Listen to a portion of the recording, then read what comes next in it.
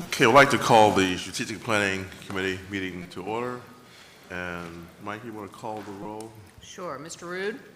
Here. Mr. Colson? Here. Ms. Frost? Mr. Hosseini? Here. Mr. Perez? Dr. Yost? Here. Mr. Chair, you have a quorum, and I think there's some other members of the board here. Ms. Parker? Mr. Long? Here. And are there any other members of the board on the phone who wish to announce that they are participating in the meeting? Ms. Duncan, are you on the line? Mr. Chair, you have a quorum.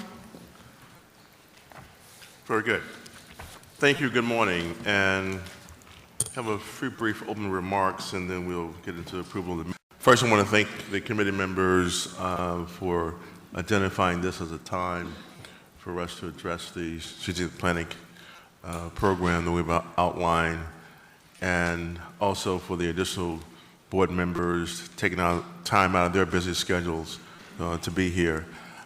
I think this is probably one of the most important activities of the board in terms of mapping out the laying and groundwork for the system is going to look like in 2025. Although we don't have a crystal ball, and we are living in a very dynamic time, and things are changing hourly in some cases in a very, very instant society that we're living in. But at the same time, we have to look ahead, and for the system, identify what we think the system will look like in 2025 based on the population trends, based on the economic development that will be occurring, to make sure that our programs are relevant and we have the flexibility to adjust, but more importantly, laying a framework. So that's the purpose of the meeting today, to begin to do that. And I'd like to move to the second item. We have minutes for two meetings that we've had on June the 6th and also June the 23rd. And has everyone had a chance to take a look at the minutes? I'll move approval. Been moved and seconded. All those in favor indicate by saying aye. Aye. Aye. Those opposed? Okay, the minutes for the June 6th and 23rd meetings have been approved.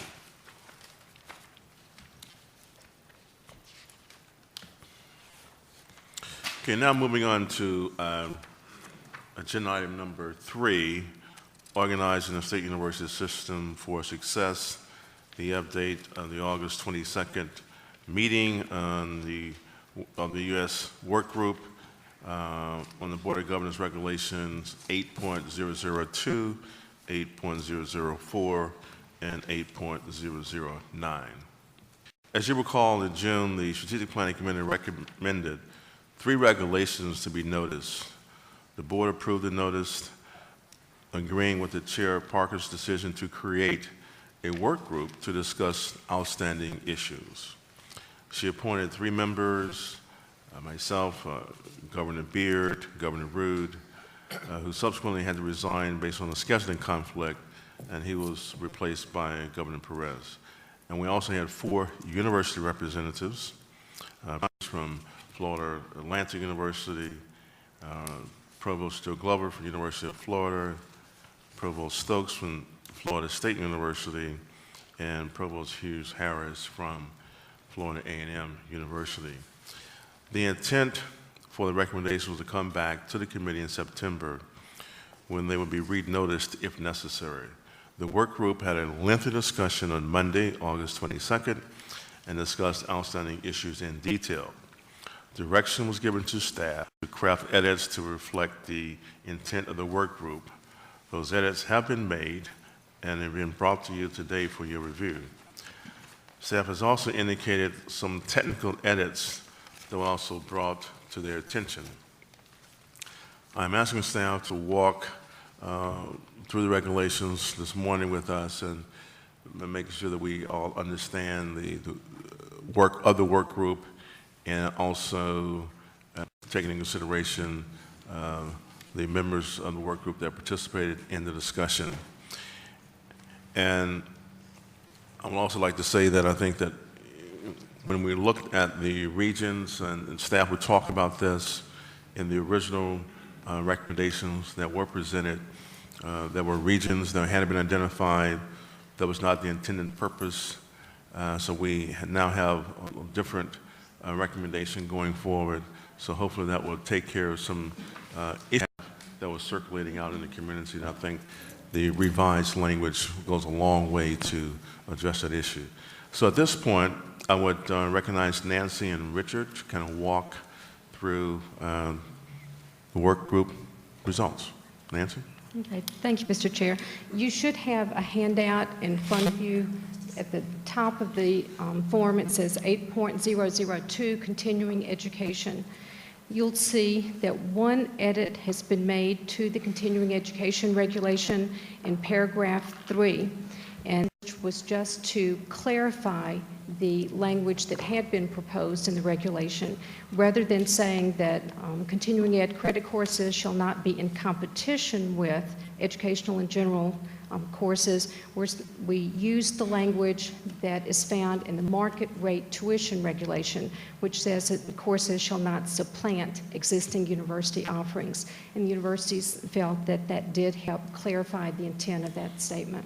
That's the only change, Mr. Chair, in the continuing ed regulation. If you'll turn to page 6 for the academic program coordination regulation, 8.004, you'll see in paragraph 2 that we have deleted all references to the economic development regions. The regions have been replaced by the language at the bottom of page 7 in the new paragraph 2. And, referring to the establishing a substantial physical presence in another university's region, we have included language that says when establishing a substantial physical presence at a location other than an existing main campus or type 1, 2, or 3 campuses. And those type 1, 2, and 3 campuses are defined in the educational sites regulation. We used to call them branch campuses, and I'll go into that definitional change later. But basically, if a university wants to require a degree or certificate program or substantial parts of a program off of its main campus or the branch campuses, then the university would provide to the chancellor and the chair of the board a letter of intent to expand program offerings. Now, the work group wanted to delineate activities that a university could engage in prior to submitting the letter of intent to the chancellor. So the last sentence on page 7 says that providing a letter of intent, that the university could assess need and demand as well as anticipated cost of establishing that presence. Then if you'll look on page 8, you'll see what happens after the letter of intent is submitted. In subparagraph A, the chancellor, in consultation with the chair and affected institutions, will have 20 business days to determine whether the proposed program is market mission justified and would not constitute an unnecessary duplication of academic programs or a waste of state resources. If the chancellor feels that the proposed program meets these criteria, then the program may be implemented. Subparagraph B says that if the chancellor determines that the proposed program does not meet the criteria, he notifies the university, and within 5 business days, the university may request reconsideration by the board committee. This language defines the appeals committee as the chair of the board and the chair of each of the board's committees. Then the appeals committee would review the university's request and issue a decision within 20 business days. And I will mention at this point that the work group had a discussion about IFAS programs and the agricultural programs offered by FAMU, how they would fit into this process. Our intent is that our staff would work with the University of Florida and FAMU staff, as well as staff from universities, to develop a list of agricultural and agricultural-related programs that would help expedite the chancellor's review of those programs. If you'll look at subparagraph C, you'll see that we have clarified the language for what constitutes a substantial physical presence. And the primary changes are actually at the top of page 9, where we have added a sentence saying that internships, residencies, and other similar educational experiences hosted by a third party do not constitute a substantial physical presence, nor the student field work. The last paragraph on page 9, or last subparagraph D, we also clarified that the cooperative extension services are exempt from this regulation, as well as, and that's at the very last sentence, I would say that also not subject to the requirements of this regulation is any graduate degree program that directly supports research being conducted at an approved research and education center in which the program is proposed to be offered. Okay. Let me just pause there for a moment. We had quite a bit of discussion on these items at the work group session, and I want to give the board members an opportunity to have any questions as we kind of move along here. I think staff has done a great job in tweaking the language to represent the intent that was discussed at the meeting. Governor Perez, are you okay with that language? Mr. Chairman, I'm very comfortable with the edits as done. I think staff did a great job, even though they scoffed with disbelief on Monday when we asked them to have it done by today. I think they turned it around very, very well. I think they captured the spirit of what we talked about. Thank you. Any other questions, comments? Okay. I have a question, Mr. Chairman. I want to ask Joe Glover, University of Florida. Joe, does this take care of Alan Dolores Lassinger's program that they have? You know, they made donation to University of Florida, and they were very concerned that this regulation could affect them. Well, I think the regulation does affect them. The Lassinger Center has a variety of different activities. To the extent that their activities are research and outreach, this regulation does not affect them. To the extent that the Lassinger Center may be bringing some of the educational program education around the state, it would under this regulation need to be reviewed as our other academic degree programs. Okay. Does that answer your question? Got it. Thank you. Okay. Please continue. If you'll turn to page 10, you'll see the educational sites proposed regulation 8.009. I'd mentioned a few minutes ago the definitions of type 1, 2, and 3 campuses. The original proposed regulation, as the existing regulation that's currently on the books had, we used the term branch campus. And a couple of the universities asked whether we were going to run into a problem with the accrediting agency because our definitions were slightly different than SAC's definitions of branch campus. So Richard and I had a long conversation with the accrediting entity, and our recommendation was to delete the term branch. We could still keep the same typology in terms of 1, 2, and 3, but we would not use the term branch campus. We would refer to them as additional campuses, and then type 1 campus, type 2 campus, type 3 campus. And we also would like to point out the very sentence under paragraph 1, we're saying that these definitions are to be used for classification purposes and data submissions to the Board of Governors. So if a university wants to call its additional campus a regional campus or a partner campus, that would be fine, as long as the data that they submit to us would classify those other campuses using the terminology we have. So throughout this regulation, you'll see where we have struck the term branch. At the bottom of page 10, for the definition of special purpose, we were asked by staff at the University of Florida whether our intent was to capture the county extension programs, and it was not. And so we removed the term cooperative extension, even though we recognize that some of the research and education centers provide extension services. It was not our intent to capture the county extension offices. All of the buildings in those county extension offices are owned by the counties, not the University of Florida. On page 11, we have clarified the language related to offering lower-level courses off of the main campus. In subparagraph A, we made clear that whenever a university wants to offer a limited number of lower-level courses that address specific degree program needs, they are to collaborate with the president of the local community college in whose the district the educational site is located.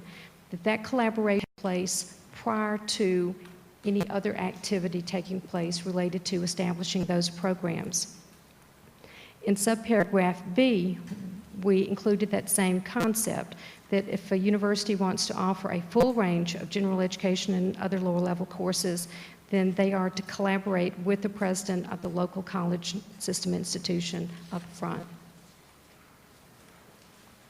Then on page 12, in paragraph, we're saying that after such collaboration, the university may offer the full range of courses if approved by the university's Board of Trustees and subsequently by the Board of Governors. We kept that language.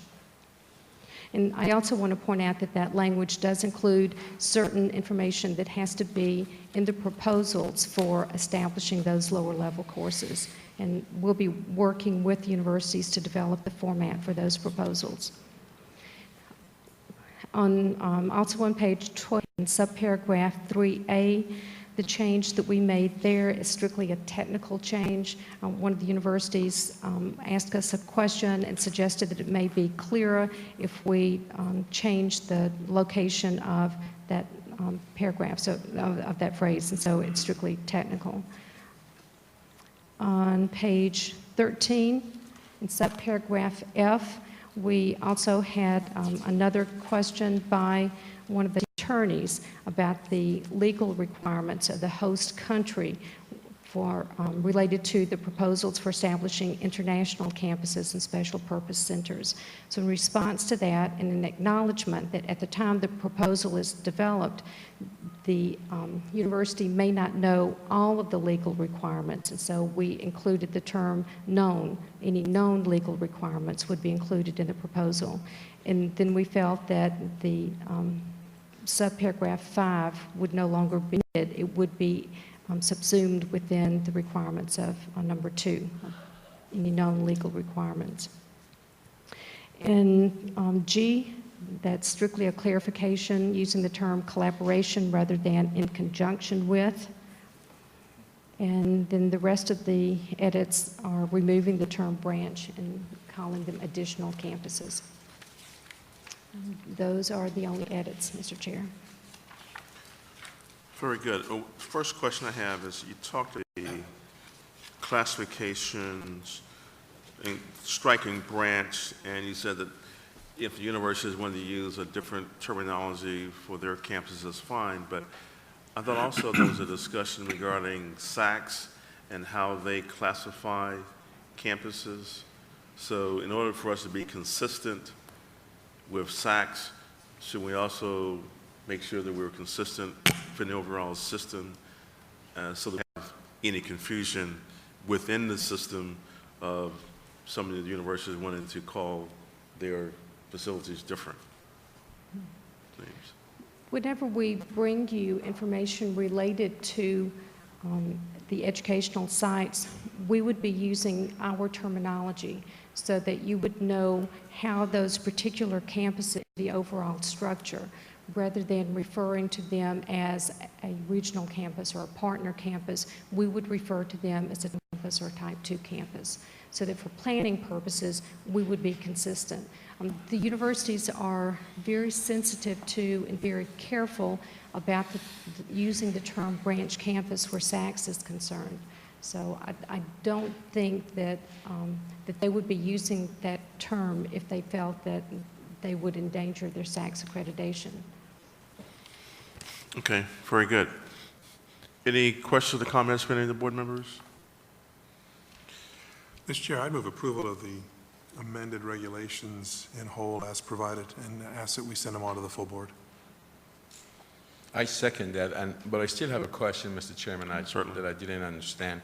Mr. Glover, I apologize. Let me ask my question again. It's really important to me. The Allen and Dolores, the programs that they currently have, and they're funding it, they've been doing it for many years, they be able, the programs they have currently, to continue doing those programs, but if they come up with a new educational programs, for those, they have to get approval. Am I correct?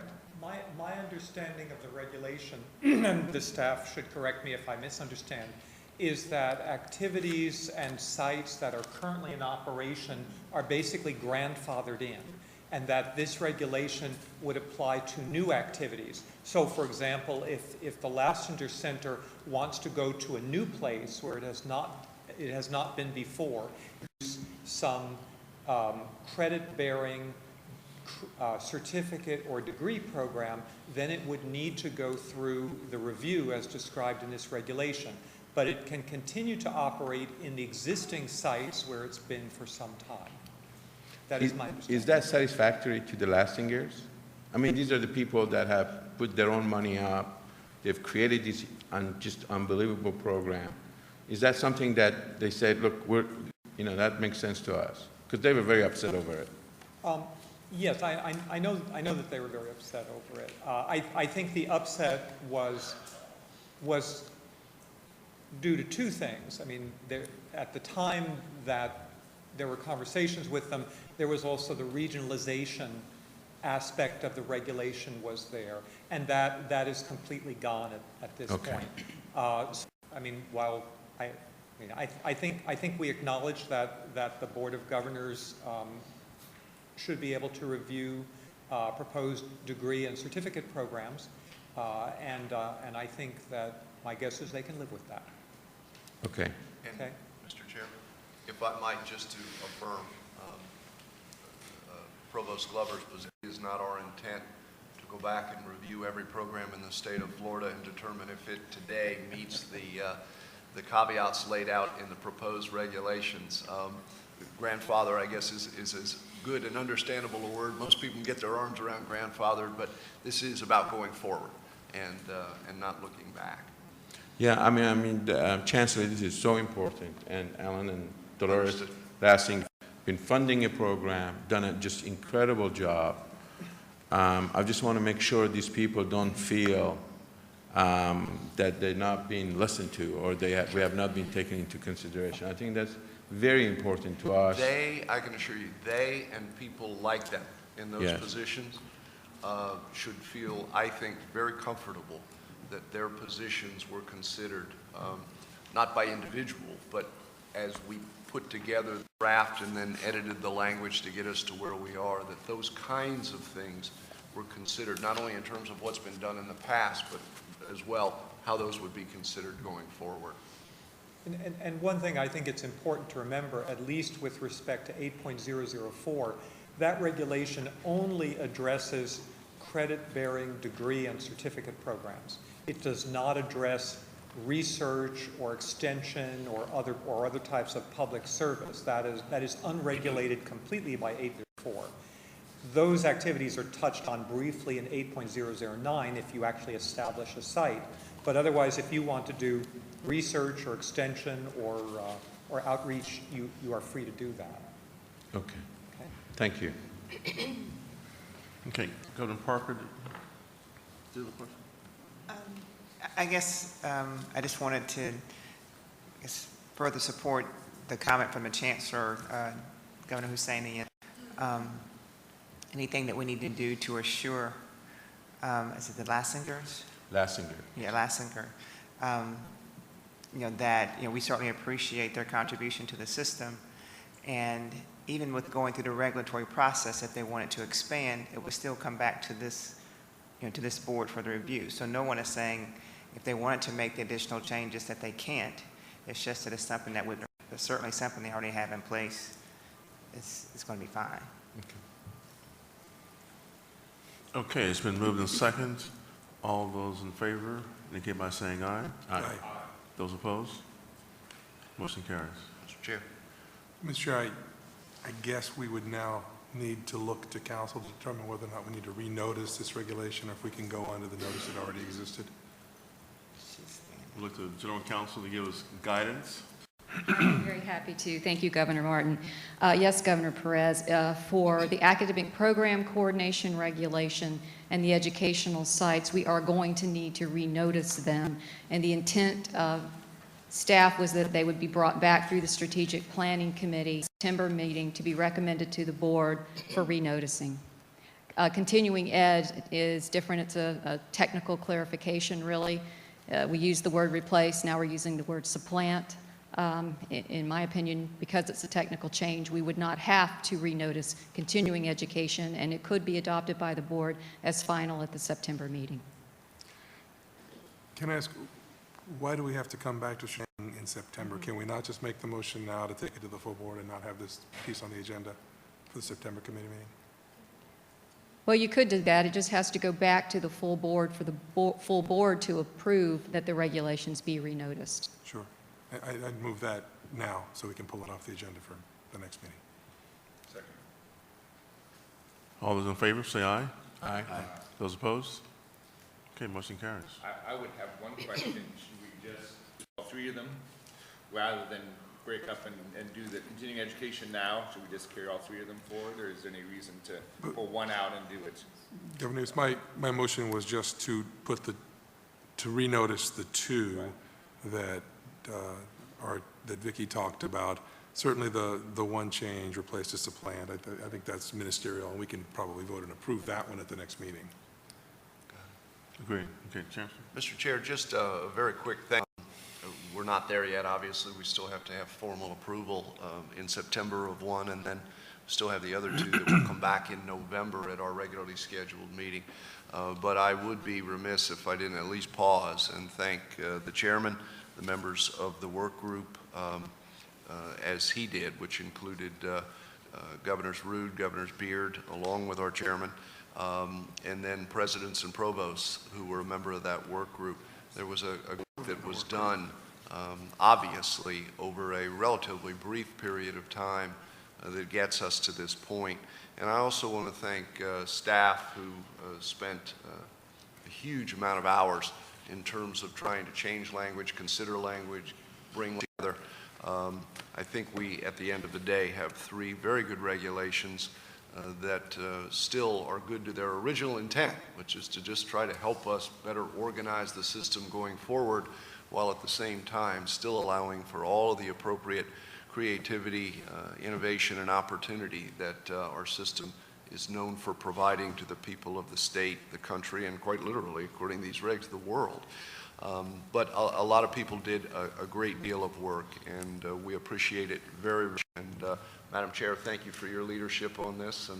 And while regulations aren't terribly sexy things at the end of the day, this is important work and deserved all the time and attention that it received for the future of the system. So thank you, sir. Okay, any other questions or comments on items? Okay, again, I'd like to thank staff for giving us the tweaks necessary to make our decisions today. I forgot to thank Governor Perez for pinch hitting. He was called in out of the bullpen at the last minute because of some scheduling issues, and not only agreed to fill in. And when I say last minute, I think, what do we give you, about 48 hours? Thereabouts. But not only filled in at the last minute, but filled in admirably, and we appreciate that very much. I apologize, Governor. Alrighty. Now, moving on to item number 4, the Board of Governors Strategic Plan for the State University System 2012-2025. I think this is probably getting into the most important activity of the board. And again, as I said in my preliminary remarks, laying out a vision for the system, 2025, what would the system look like then? And I think I've worked with staff along with Governor Rood, several meetings. And also we have heard you loud and clear, I think, from the retreat we had in Pensacola, beginning of the year. I apologize for not being present at the meeting in June. And it appears that both Governor Ruder and I had scheduling conflicts, but we heard the comments as a result of that meeting, and I think what you'll see today will be representative of those comments being incorporated and also moving forward. It is our intent to, at the end of the day, just kind of frame the discussion. It's going to be in two parts. One, identifying the overall mission, vision, guiding principles for the development of the plan. And then secondly, there will also be ongoing work of the board that will be necessary in terms of addressing distance learning, predictable funding, or what have you. I don't want anyone to use regarding those two components. The two separate components, somewhat connected, but the intent is to have, at the end of the day, an outline for the plan so staff can start to work on that and bring back November. Tight schedule, but again, I think they can do it. So we will have that. And then also identifying how you want to address some of the ongoing issues in terms of funding and what have you. So I want to make sure that we had that kind of clarification up front. So with that, I would turn it over to staff for us to kind of walk through the initial statement. Thank you, Governor Martin. In listening to at your retreat and then in subsequent strategic planning committee meetings and in many of the one-on-one conversations that we've been able to have with you about your ideas for a strategic plan and strategic planning activities for the system, we believe that we've heard you reference several recurring themes that we think will help structure the discussion a little bit today. We also very definitely heard the discussion at the junior and the request for a high-level, concise, and focused plan. So we've begun to draft some straw man language for you to take a look at in hopes that it'll serve as a springboard for your discussions today. But as we tried to capture what we heard different board members indicate or express as really critical, we found that it was really helpful to center our discussions of the vision and subsequent goal possibilities and metrics associated with those goals around three framing concepts: preeminence, competitiveness, and strategic priorities. So let me just take a minute to kind of explain what we're thinking of when we talk about preeminence, competitive, strategic priorities within the context of strategic planning. At the core of each of the discussions in which we've been involved has been a continued emphasis on excellence, on not sacrificing, but instead on enhancing quality. Whatever we do, let's not do it at the point of jeopardizing quality. But there have also been many references to achieving increased recognition for that excellence through either rankings or other demonstrations of preeminence. So we've used preeminence to capture those concepts of excellence and reputation. As far as productivity is concerned, you'll remember that in March, we had an extensive discussion about the need for Florida and even the country to become much more competitive by increasing the number of adults with higher levels of educational attainment. And then we talked more specifically about the system's role in helping to increase the number of students who are receiving degrees here in Florida. We've also, on many different occasions, discussed the need to become more competitive when it comes to drawing down research dollars and commercial and being involved in various activities. But all of this emphasis on productivity has continued to be within the context of good stewardship as the system continues to try to identify the most efficient and effective ways to be able to actually increase our productivity.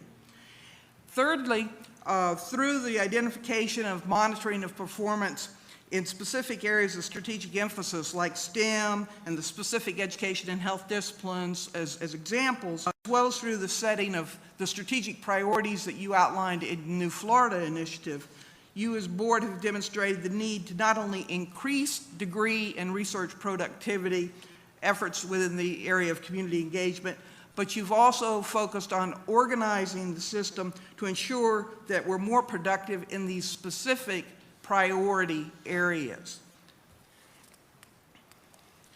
In your agenda packet on page 30, we provided a matrix in which we use these three framing concepts of preeminence, competitiveness, and strategic priorities.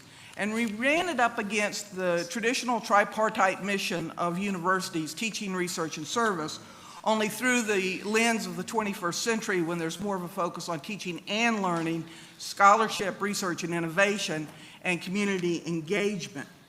This approach really provides a framework for talking about the direction the state university system wants to head. We want to strengthen our quality and reputation in each of these areas of our tripartite mission. We want to maximize resource utilization to increase productivity in each of the three areas of our tripartite mission. And then we want to make sure that we take the next step and focus in on the areas of critical need to the state of Florida and areas of strategic emphasis and various opportunities like STEM, and make sure that we increase our productivity more specifically in those priority areas. Governor Martin, those were just some thoughts of staff that really helped us as we were trying to draft language for board's consideration as a springboard for your discussions today, and hope that that's helpful. Okay, very good. Now, as we begin to frame our discussion for today, we first wanted to deal with the mission, vision, and the guiding principles. And we've taken the liberty to identify an initial mission statement for discussion. We have the ability to put that on a white screen and tweak as appropriate. But in order to try to start the dialogue, I thought we would look at this and see if we are on point, what adjustments we need to make, and make those today. So at this point, in terms of identifying the overall mission for the system, does this capture the vision for the system? Any comments from the members? Yes. I offer one thought, and that is the last sentence talks about addressing the strategic priorities of the new Florida through excellence in those things, which kind of seems to make those things secondary to going after the new Florida knowledge economy. That part may change. But the bottom line is the dependent part of that, after through, is the part that we should be doing first and foremost. And while it should have an effect on the new Florida knowledge economy in 5 years when we're talking about some other thrust that makes sense to the legislature, the public, or whomever, we still hopefully are going through excellence in teaching and learning, scholarship, research, and so on. So I would tend to, maybe take the, address the strategic priorities in the new Florida knowledge economy and move that into another sentence, or in somehow, ultimately what we want to do is have excellence in those things. And that secondarily should have an effect on the economy. Does that make sense? Yes. Hey, Mr. Chair, how about a recommendation? How about we just pull the phrase new and insert, then I think we would grammatically have to insert, oops, I didn't mean like before I finished saying it, radar. The system shall maximize resource utilization to address the strategic priorities, how about of a knowledge-based economy rather than New Florida? Because those are the underpinnings of a knowledge-based economy. How does that strike you? I still think that first and foremost, we want to use our resources to drive excellence in teaching, research, and so on. Those will help the economy, but let's hope that the only reason we're doing this is not to move that economy. Move the economy, it should be the other. Right, I think we've got a cause and effect kind of issue here. So I just think taking the new Florida concept, which again, come and go out, doesn't solve the problem. I think what we really want to be using is maximize resource utilization to, I'm not sure what the verb is, to drive or to address the excellence in those priorities. things. Yeah. Through Or excellence. to achieve excellence. To address the strategic priorities through excellence in teaching, learning, scholarship, research, innovation, period. Okay, Governor Perez, then Governor Colson. Well, my initial edit, Mr. Chair, was going to be just to strike New Florida and leave it at that. I certainly understand Governor Yost's commentary, and I guess the question is, do we need the strategic priorities of a knowledge economy, or rather, system will maximize resource utilization to ensure teaching and learning, scholarship, research, innovation, and community engagement, and just leave the qualifier out completely. My initial edit was just to delete New Florida, but if you want to delete the qualifier, you know, the reason we're doing it is for the economy, this would be education for education in and of itself. I'm certainly fine with that. I mean, this is arguably a mission statement for the next century, not the next 5 years. So we could certainly say excellence and quality are goals in and among themselves without one end to it. Either one is fine with me. My initial edit was just to delete New Florida and leave the rest of it as it was. Okay. Governor Colson. I was just going to, I like the changes proposed. I think New Florida shouldn't be in there. It's a term of art that will not mean anything to people outside the state, because but they don't, and frankly, within the state who aren't within inside. It's an inside baseball term that we shouldn't have in our strategic plan. Okay, Governor Senior. Mr. Chairman, I have been involved in so many missions. Usually when it gets to mission statement, I just say, okay, it is what it is. But what is the practical part of this? One thing is really bothers me is that for us, especially today in Florida, that the government trying to get rid of more regulation and make it easier for people to do business. I hope that we don't become a regulatory agency, that the university is saying, God, I have to go to the system and got to get this and I've got to get this, you know. I think our problem is that we should become more as a resources for our universities. I think we should be more of universities trust us to come to us and says, we have issues, how can you help us? And I think I know part of our job is regulatory. I mean, we have to approve things, no question about that. But I think that should be only 25% of our business. 75% of it is for us to look at all best practices around the country, and see where we can improve the life of our students at the lowest cost and give them the best education. And for that, you know, being able to communicate to our universities, bring resources together and get the best result. And again, marketing ourselves, marketing us not as a regulatory agency, but as a group that trying to get everybody together and come with the best results. At the end of the day, if we become just a regulatory agency, is another, regulation-based agency that the government is trying to just get rid of. And so I think, that's one area we really ought to think about. Okay. Governor Parker? And so how did that relate to the language that's up? So that comment, which I want us to think about it, but did you see something in this mission statement that led you to that concern? No. Yes, you do. And, well, I guess Patricia does, yeah. Yes, that's right. Which one? If you just read the whole, just start from the mission and probably qualify students and access to coordinate system, public institution, higher term, and each any distinctive mission and collaboratively dedicated and serving the needs of, where was that? What was the line? Second one. Pat wants to help you. She has I it. just Yeah. wanted to say, I think what you're saying is that the second line, where you're talking about resources for teaching and learning and scholarship, and that last sentence is not too great, but you could really stop that whole mission statement, in my opinion, with just the first sentence. The mission of the State University system of Florida is to provide qualified students with access to a coordinated system of public institutions of higher learning, each with its distinctive mission and collectively dedicated to serving the needs of a diverse state and nation, period. I think the second sentence is where you're saying you're going to regulate the money and so forth.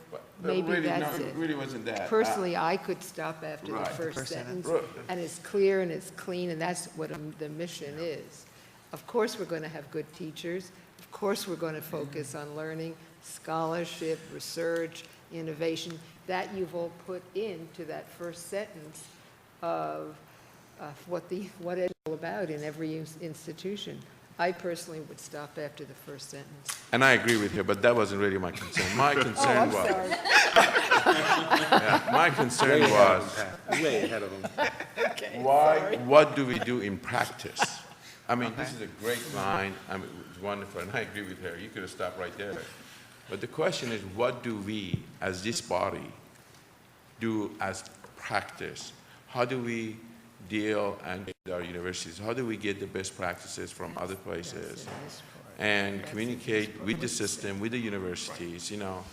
I just have this problem of the universities. Look at us as somebody that I have to go to versus, gosh, we have a system, we can go for help. And we can collaborate, and they can help us with the resources.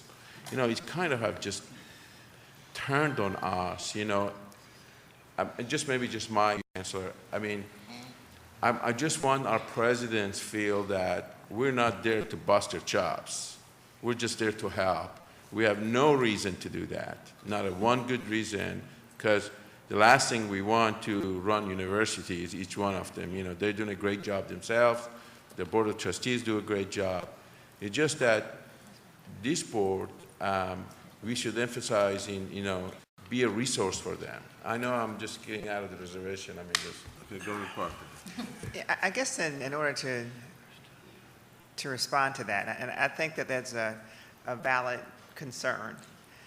But I think it's difficult when part of what we do is to deal with, coordination, and we're concerned about duplication of efforts. I mean, the kinds of things that we're concerned about as a board in some instances would create the kind of, we must go to them type arrangement, because that's part of what we do. It's kind of like, we're the ones that say, what makes sense for the entire system, and so part of that we can't get away from. But I do think that we maybe can come together and be a greater advocate for the system and on the issues that all the universities seem to agree upon. And I think that maybe if we worked on that, then it may make it easier to address the other issues when they come to us for approval for certain things. And maybe that's what we can do a better job of, to kind of address your concern about not feeling like we're some regulatory body as much as we are a body that advocates. exactly. I just don't want us to be known as a regulatory body that, the governor or we're going to cut your budget in half. I don't know if you just read, St. John's Water Management or all other water management, they're regulatory agencies. They weren't. It didn't start that way. And eventually it got into regulatory. And now they are just trying to cut to those layers. And they made a huge cut. They let thousands of people go. And then the governor is asking even another cut into that system. And the election changed. Okay, Governor Long, then Governor Root. I'm incredibly sympathetic to what Governor Hussaini is saying. I think it is important to maintain a good image and perception of this board. But it seems like this is something that we could very well address in the guiding principles, how the board operates, and then operating under those guiding principles to ensure that we aren't the board that everyone sees as the regulatory bad guys. Okay, very good. Governor Root? I hate doing these by committee. I always like to get input and then just do it. But that's because I own the company. But with that said, we all are here to try to get our ideas, put our ideas together and come up with something. So I think hard off is important, and I think it's kind of fumbling as it starts off to provide quality students with access. But aren't we about, and maybe I'm a little bit confused here because you have to have a system hat, but even in the system, we're about providing quality education. I think that's the core. So somehow, I think that concept ought to be up to the top because it's about providing access. You guys follow that or not? Yeah, you're talking about that we want quality behind it. Well, if you say, what is the most important thing? Why are we here? Now, the most important is to provide quality education, to Florida residents, and then you could debate Florida or U.S. residents, but that's the core of what we want to do. We want to, everything we do ought to be focused around quality education. And you can define quality as it's different at each university because they're all unique in their own way. What quality might be at one is different than others, but the basic premise is quality education. So somehow that seems to get a little bit lost in here to me. But maybe we need to have it that wordy to cover everything. I don't know. Since you're a businessman, can you add at most efficient cost? I think the most important thing here is get something really simple. And we've got a lot of extras in there, it seems to me. We ought to just get one smart person to do it. Dr. Yost. Yeah. Well, I think he would qualify. I could write an equation. All in favor? I think the problem with giving up the second sentence, unless we incorporate some of it above, is that the first talks to access. And while access is important, if we are willing to give up to whomever, that all we care about is access, numbers is all that matters, quality doesn't matter, that's not where we want to go. So whether we can incorporate kind of the excellence component, and I think we need to have teaching, scholarship, and research in this somewhere too. So I don't think you can get by with one sentence, personally. Okay. But I agree that starting out, the first thing you really get to after you get through the boilerplate at the beginning is access is maybe not what we want to say first. Something about quality. I'm not sure we can do it in one sentence. Pardon me? I'm not sure we can do it in one sentence. Could be a very long sentence. So if we were to say something to the effect, the mission of the state university system is to provide quality education through a coordinated public system, does that kind of get there? The mission of the State University System of Florida is to provide qualified students with maximum qualified students with excellence in teaching, learning, scholarship, research, and innovation through a coordinated system of public institutions, blah, blah, blah, and then stop it there. See, the thing is that all of the university themselves have their own mission of research and scholarship and all of that. They have that in their mission. I think our mission is, as Pat said, is just that first sentence of getting the group together. Our mission should be more centered on providing overall policy direction for the system. Exactly. And not getting down That's in right. the weeds, but setting the overarching policy for the system. So it should be very succinct, very short and succinct, I think. So how can we get there, having said that? Is it that we provide policy or we provide policy that drives excellence in education? or that supports the universities in their pursuit of excellence in education. I mean, I hate to think that we're just sitting here doing policy. And maybe that's all we are doing. but there ought to be an end result to that policy. Yeah. Chairman, the one thing that's inescapable was the fact that you are a constitutionally gathered body with constitutional responsibilities, and like it or not, some of those laid out in Constitution are regulatory. The trick is, how do you put in place regulations, policies, procedures that don't over-manage, or worse, micromanage the genius of the institution? I use those 3 regulations that we've been working on. Those are created or updated in most cases to try to make certain that this board is being good to its constitutional and, by the way, and statutory responsibilities to oversee and to organize and to make certain that there's not inefficiency or unwarranted duplication of effort, et cetera, that's laid out in statute and constitution.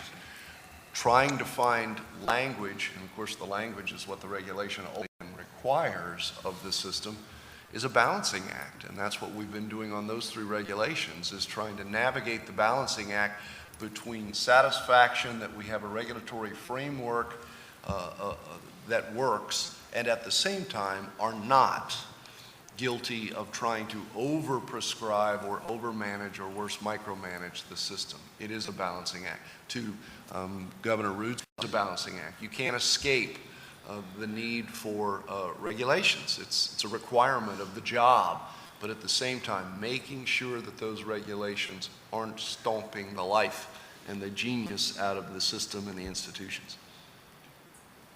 Mr. Chairman? Yes. I guess in looking at the second sentence, the one that Donnie just Back just to the deleted. other slide.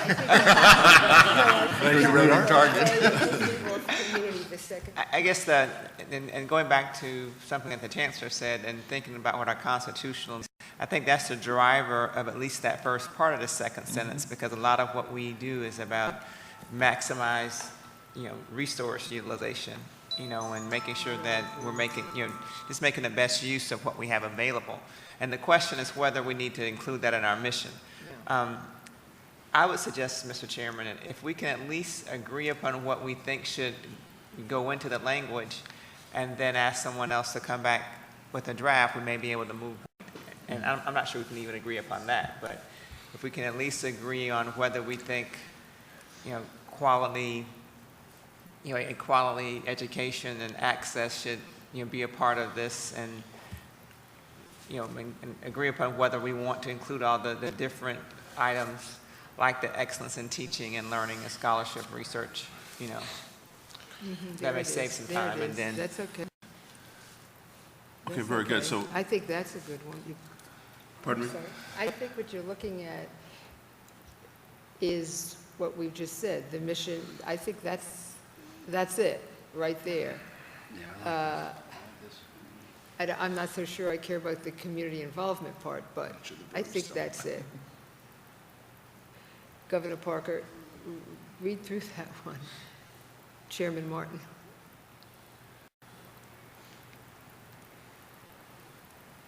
That looks good. It seems like each with just that each with this distinctive mission, it reads a little clumsy to me once, doesn't it? Or is it just Each with its. I guess it's to ensure excellent teaching. Do we need to say each with its distinctive mission, in that this is the policy for the system, the overriding mission for the system, and we may not need to get to that level because each university then will have their own mission statement. So you're saying just end it? Yeah, I like that even better. Does that work for you guys? I wouldn't. I would leave I think that's, You think we need that? I think it's awfully important. I would just delete in community engagement and call it a day. Well, I'm sorry, I couldn't hear you. Delete? I would just delete community engagement and call it a day. Can you tell me why you want to take community engagement? Because that's not. I think each of the universities with a distinctive mission will decide that. With that, okay. Yeah. But I think that I know it reads take out community engagement. I don't know if it substantively it should be there, but it just reads easier. it reads easier with community engagement. I don't know how I feel about substantively whether it should be there, but when you take it out, it just reads a little bit easier.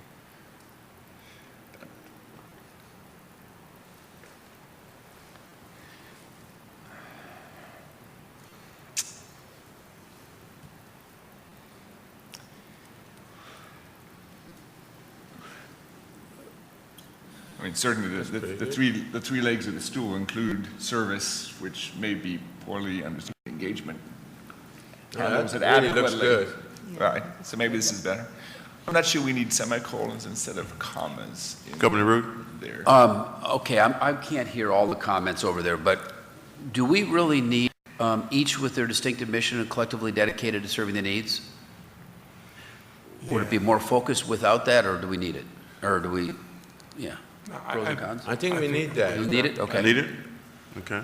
And and public service, what does public service mean? I mean, everything else is very specific. That was a left field edit. That was. You need that? It's actually what it says. It's not. Traditionally. The better it sounds. Yeah. Can we take out Yeah, it looks good. the semicolon and put a comma, and then can we go research, innovation, and public service? Dottie can do anything you want. I don't know why, And you don't need. if we did, After the word innovation, it There should we just go. read through a Research. coordinated system. You don't need all the semicolons. After innovation, through a coordinated system of blah, blah, blah. Dottie, you see that?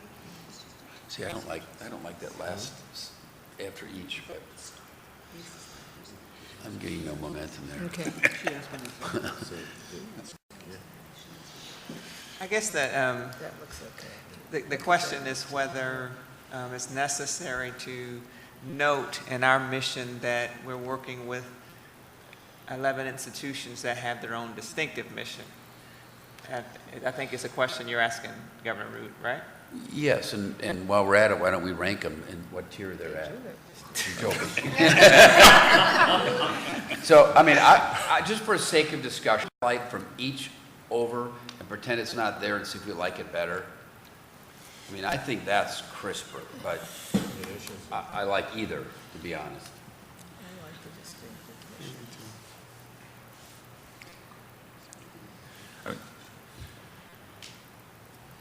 Governor Long? The mission of the State University System in Florida is to ensure excellence in teaching and learning, scholarship, research, innovation, and public service through a coordinated system of distinctive and diverse public institutions of higher learning. Just add distinctive and diverse. It accomplishes the same thing, those words. Probably want to put an E on diverse. Could just be multiple.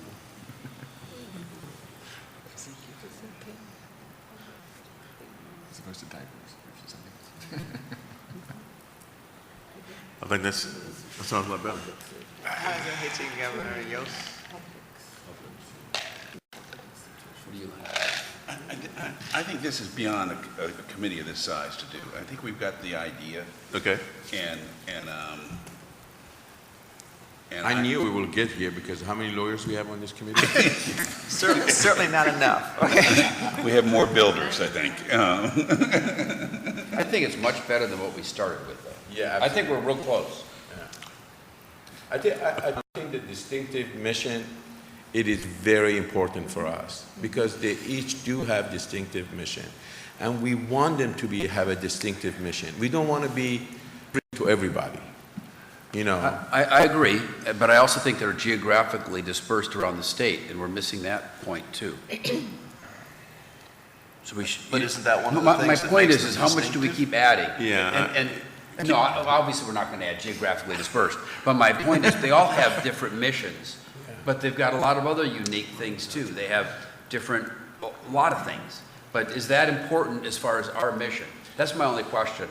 But either way, we're fine. I'm fine with The only I reason like that or I the like- mission is important because a lot of our universities, in my view, have duplicative programs, and in trying to get that point across, just speak what you're good at, and just really flourish at that. And so they ought to have a distinctive missions, you know, I mean. Let me ask, do all of them have a distinct mission? They should. They should. They should. We certainly asked them to define that in the work plans they gave us. How about if, But some of them get pretty close. Yeah, but they're certainly distinct to themselves. I mean, how about, Mr. Chairman, if what we do is take the conversation, some of these edits, we will go back between now and the time you meet as a strategic planning committee in September and come up with a couple or three options. Very good. How does that work? I'm not saying them will be the slam dunk, but we'll try to create about 3 options, and then that'll give you a place to start and maybe end when we come together in September. Sounds You'll get good. that in your backup materials. Does that work? That works? Works for me. Okay, now, let's move on now to vision. Scary. Better? Worse? Better? It's 2 paragraphs.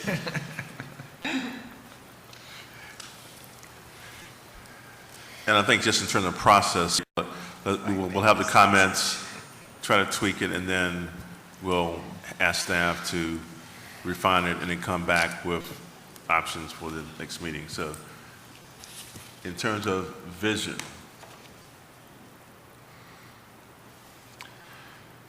Yeah, except that should say by 2012. And this is only half of it, right? There's another There's another which is sentence, fine. but- Just keep in mind that. But I mean, it shouldn't be our 14-year goal. I mean, that'll be our next year goal, right? Certainly that second sentence, we better be doing now. Can we put, by then, we will have at least 1 university in top 10? Or like by Thursday. That's in the next paragraph, Mark. Oh, is it? Well, Yes.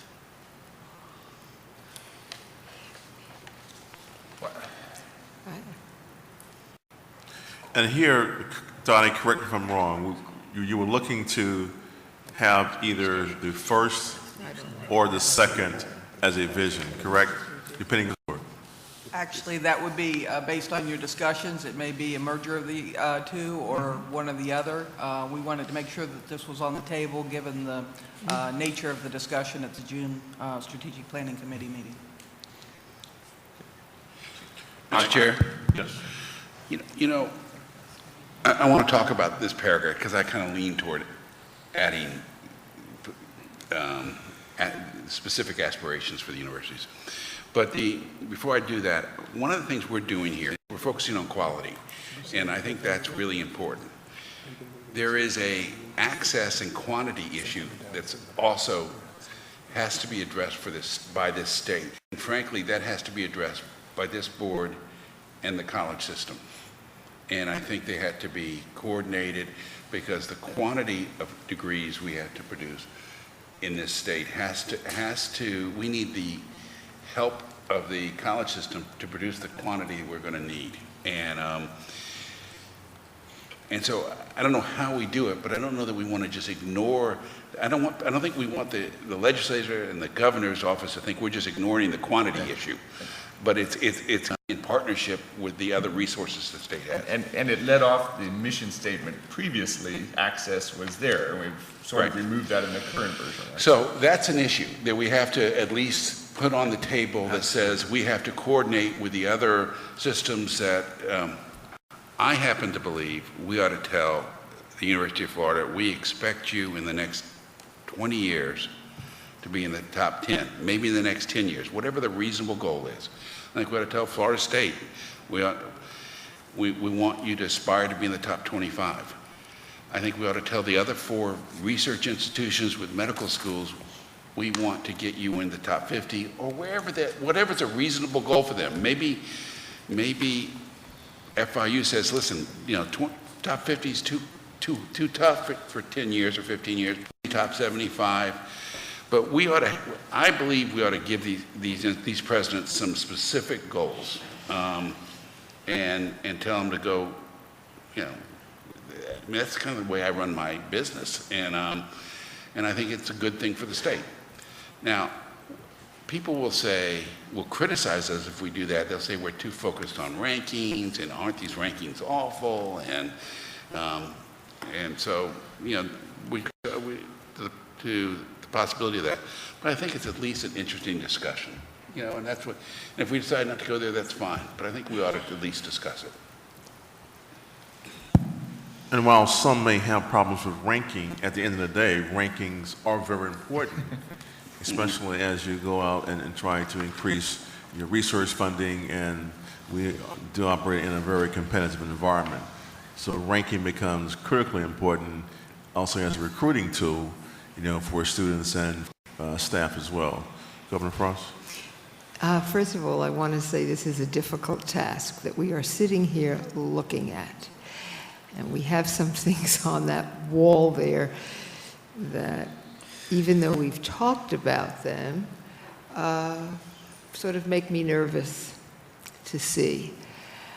I have a little problem with what I see up on the wall or what I have in front of me right now, even though I'm the one who agrees that we should be pushing for more research, maybe better rankings, maybe giving money to those programs, not only universities, that actually do deserve it. What we're looking at, to get a school like Gainesville that's 150 years old, I don't want to say we have to go back, but it's been a slow process to get to where they are now, and to say, okay, you're great, but we could give you a little more and you could just fly with it. Or a new school like FAU, where they're able to grow even more quickly if given the money. So we heard last time the aspirations and goals from all the presidents. I think we need to look at the specific programs that are great within the universities, all 11, and then decide that we want those programs within the university, and I don't know how you say it, to then get into the top 25 or 50 or the top 10. I think we're asking, I want to get up there, but I think it's a goal that's, I don't care if you have 10 years or 20 years to do it. With the funds the way they are, with the type of student that we're getting in, and we have to have access for everyone, unless we do coordinate, as Dina said, with the college system, and we produce better students coming into our system, I think that we have to really think this through a little bit more than just saying we're going to get them into the top 10 if we put our resources into that university. We have some universities that have programs that are outstanding, and I'd rather see a headline in the Wall Street Journal about that program within that particular university than eventually hoping at the top 10 or the top 25 or the top 50. I don't think that it's only resources that are going to make it, personally. I don't know if you saw the articles a couple of weeks ago where they described public and private universities and how people are adding programs and programs and programs. And what is it costing? They were talking about mainly public universities. Most of the money was going into, they claim, administration, unfortunately, buildings, and I'm talking about the sciences. And what about the other professor that's working with the student? Is the money going there? So I have a little, even though I want to be able to say I'm part of a system that has a university in the top 10, I think we should first look at the programs within the university, and that's where the money is directed. So that's my own feeling. Mr. Chairman, can I comment on that? And we have been talking about this, and Pat, we can go two ways, two lanes. One is that for economic development purpose only. Mm-hmm. If you look at the number one thing that corporation looks at is education. Number one, I mean, I just saw the survey came out. The number one thing they look at.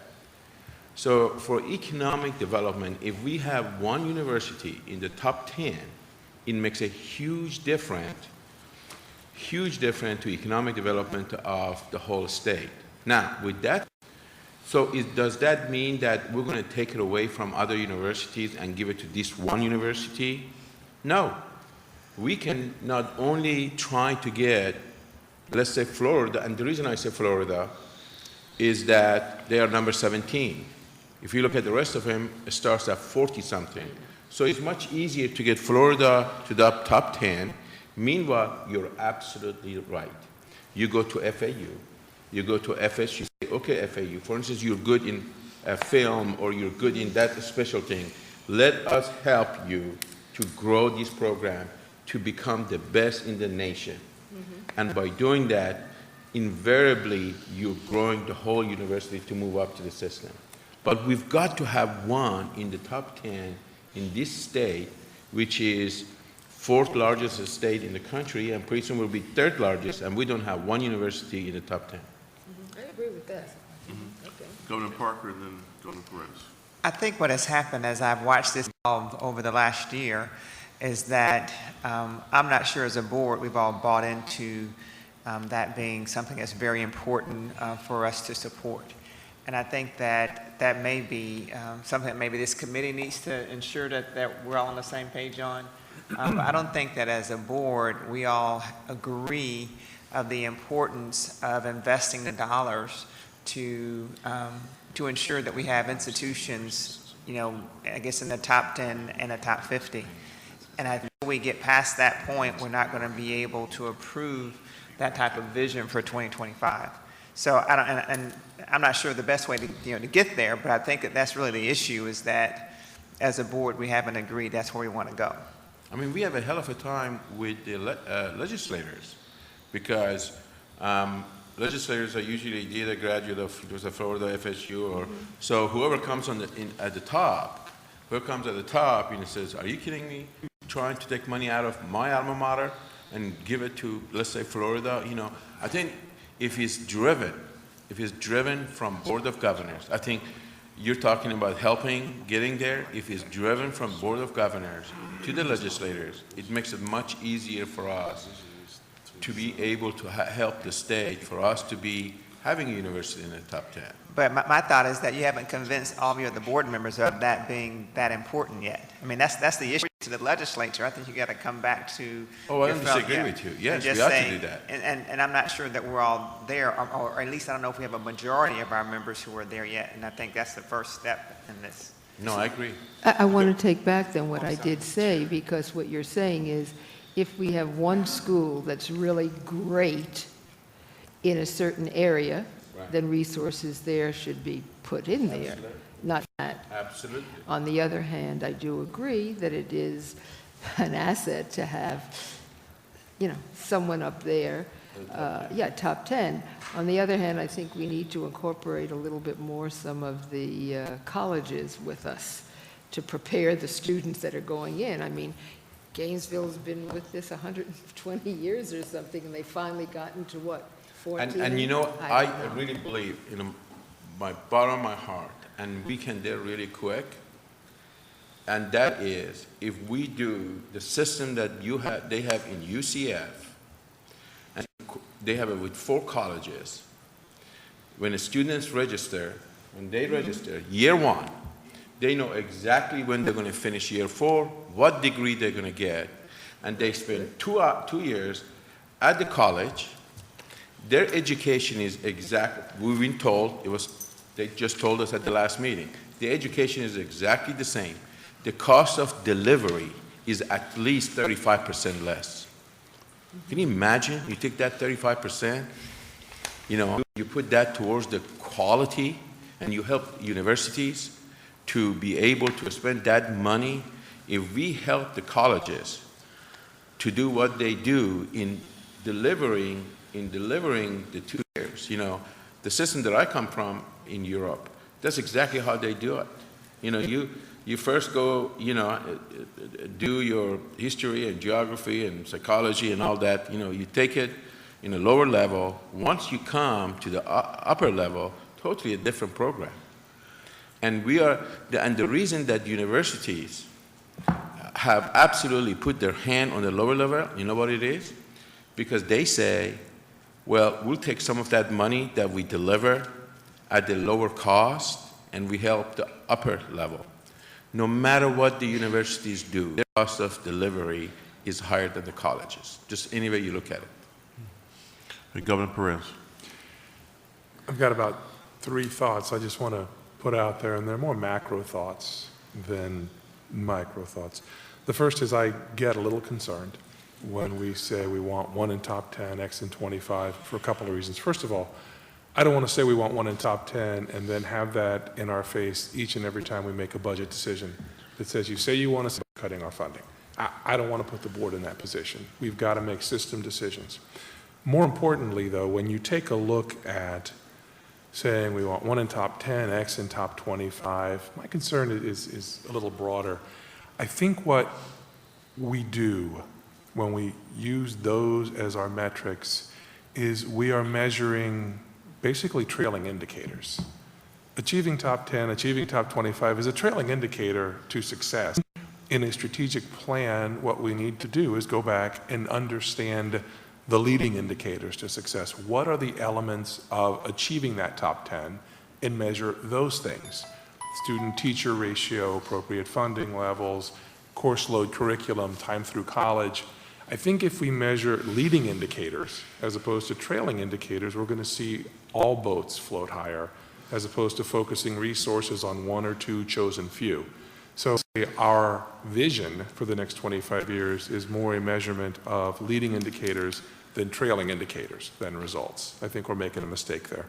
And number 3, I think we need to understand that this is a mission and vision for the Board of Governors as well as a state university system.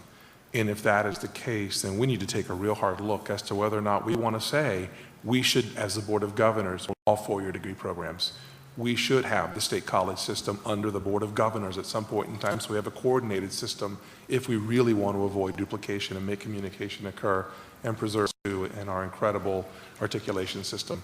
And I think we need to broaden the scope of our conversation. Right now, this conversation says, what do we want for the 11 state universities? And I think what we need to be talking about, particularly if we're going out to 2025, is what do we want for higher ed in Florida? And if the Board of Governors is responsible for that and navigating that, then we ought to have a real conversation about where resources are allocated, who's issuing 4-year degrees, who makes those decisions, and how it moves forward. Otherwise, I think we're wasting our time because we can do whatever we want to do. We keep getting 4-year institutions popping up and using resources that we're not in control of and we can't coordinate with, then we're wasting our time. So those are my 3 broad statements before lunch. And your last statement, I think, is a very critical one in that initially my thoughts were, as you take a look at where we are now, you look at all the inputs into the system in terms of students coming in, how many universities we'll need to have in order to accommodate that growth. But more importantly, with the work of the coordinating council, how does that factor in to what we're doing?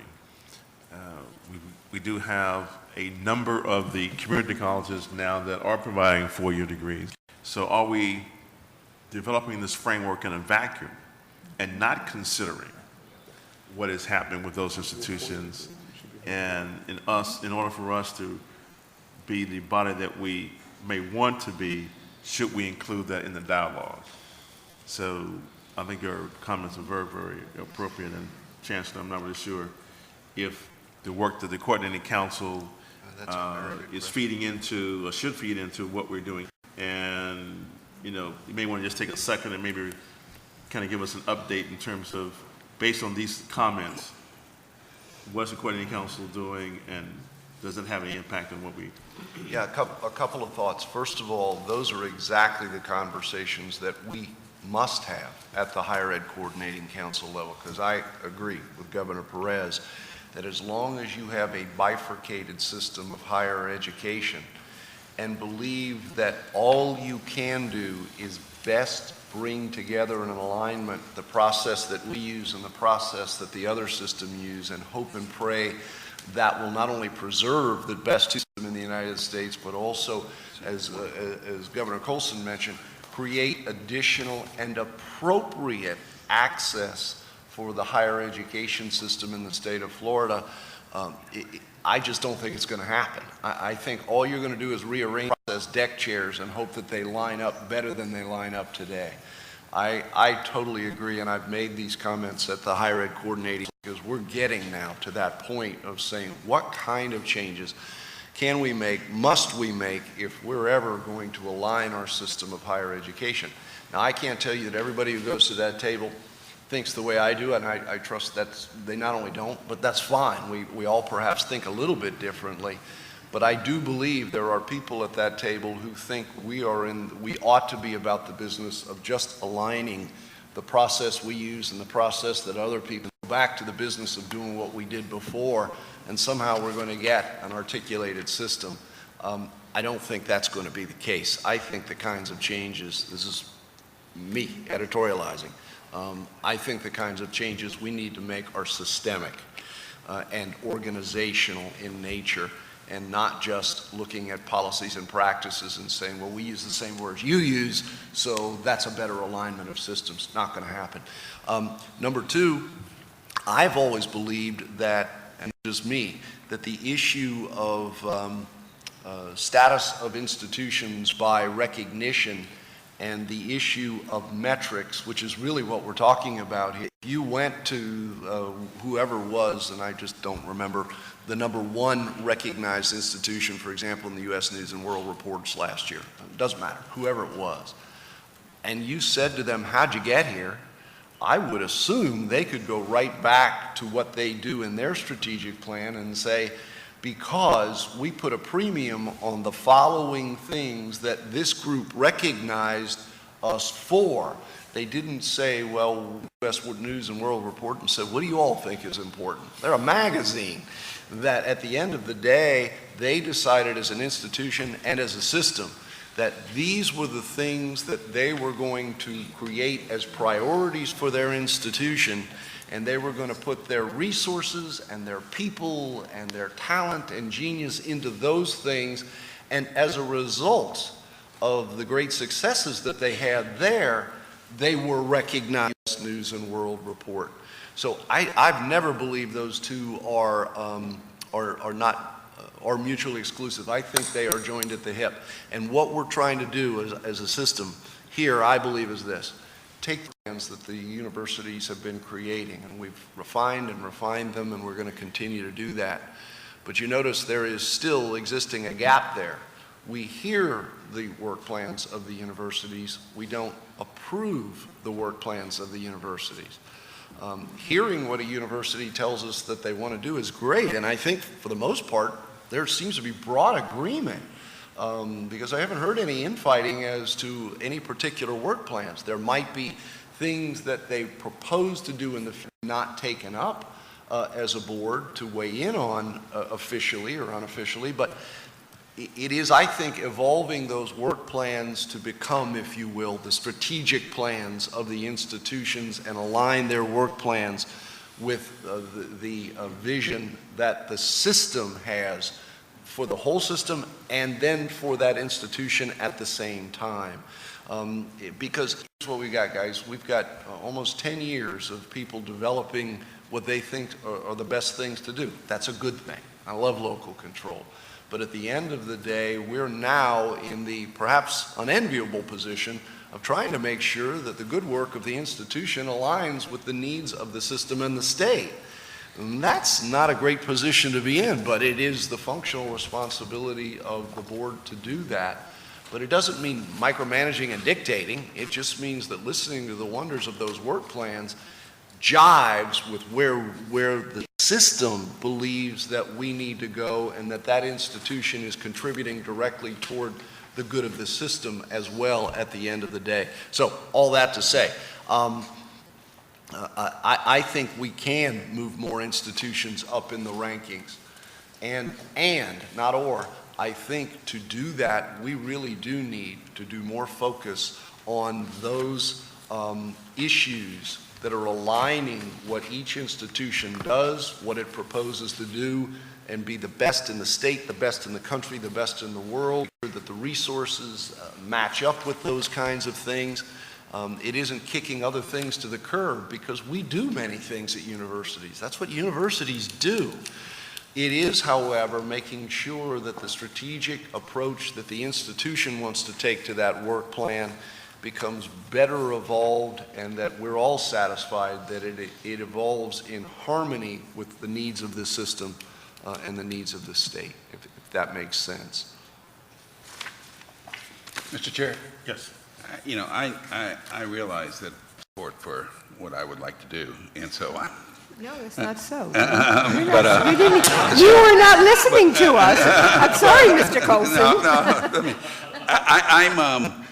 I do think, though, that if we don't set targets for these presidents, that it's a mistake. If we don't tell them that these 6-year graduation rates are unacceptable, and when you come in for a tuition increase next time, we want you to explain how that tuition increase is going to move this 6-year graduation rate, or how you're going to hire more academy members with the tuition increase that you want. It's a mistake. With mush, we're going to get mush. We ought to set goals, and they ought to be aspirational, but we ought to set them. And now, you know, University of Florida is going in the wrong direction. It is a terrific university, but it's dropping in the rankings.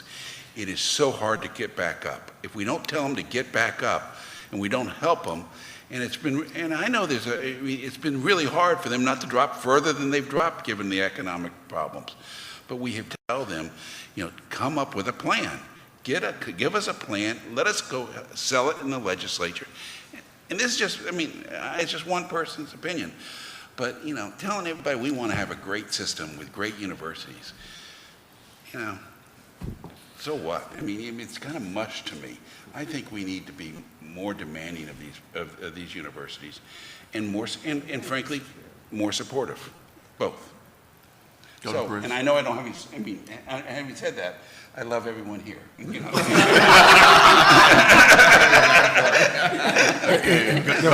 I want to be clear. I fully agree with you. However, I want our aspirational goals to be those leading indicators that you talked about: 6-year graduation rate, academy faculty, that sort of thing, not the trailing indicator of top 10 school. And I have no problem with that. They're the same thing. But they're not. I mean, the metric is different. I mean, the metric is a process differentiator. And one's a shorthand for the other, if you look at it.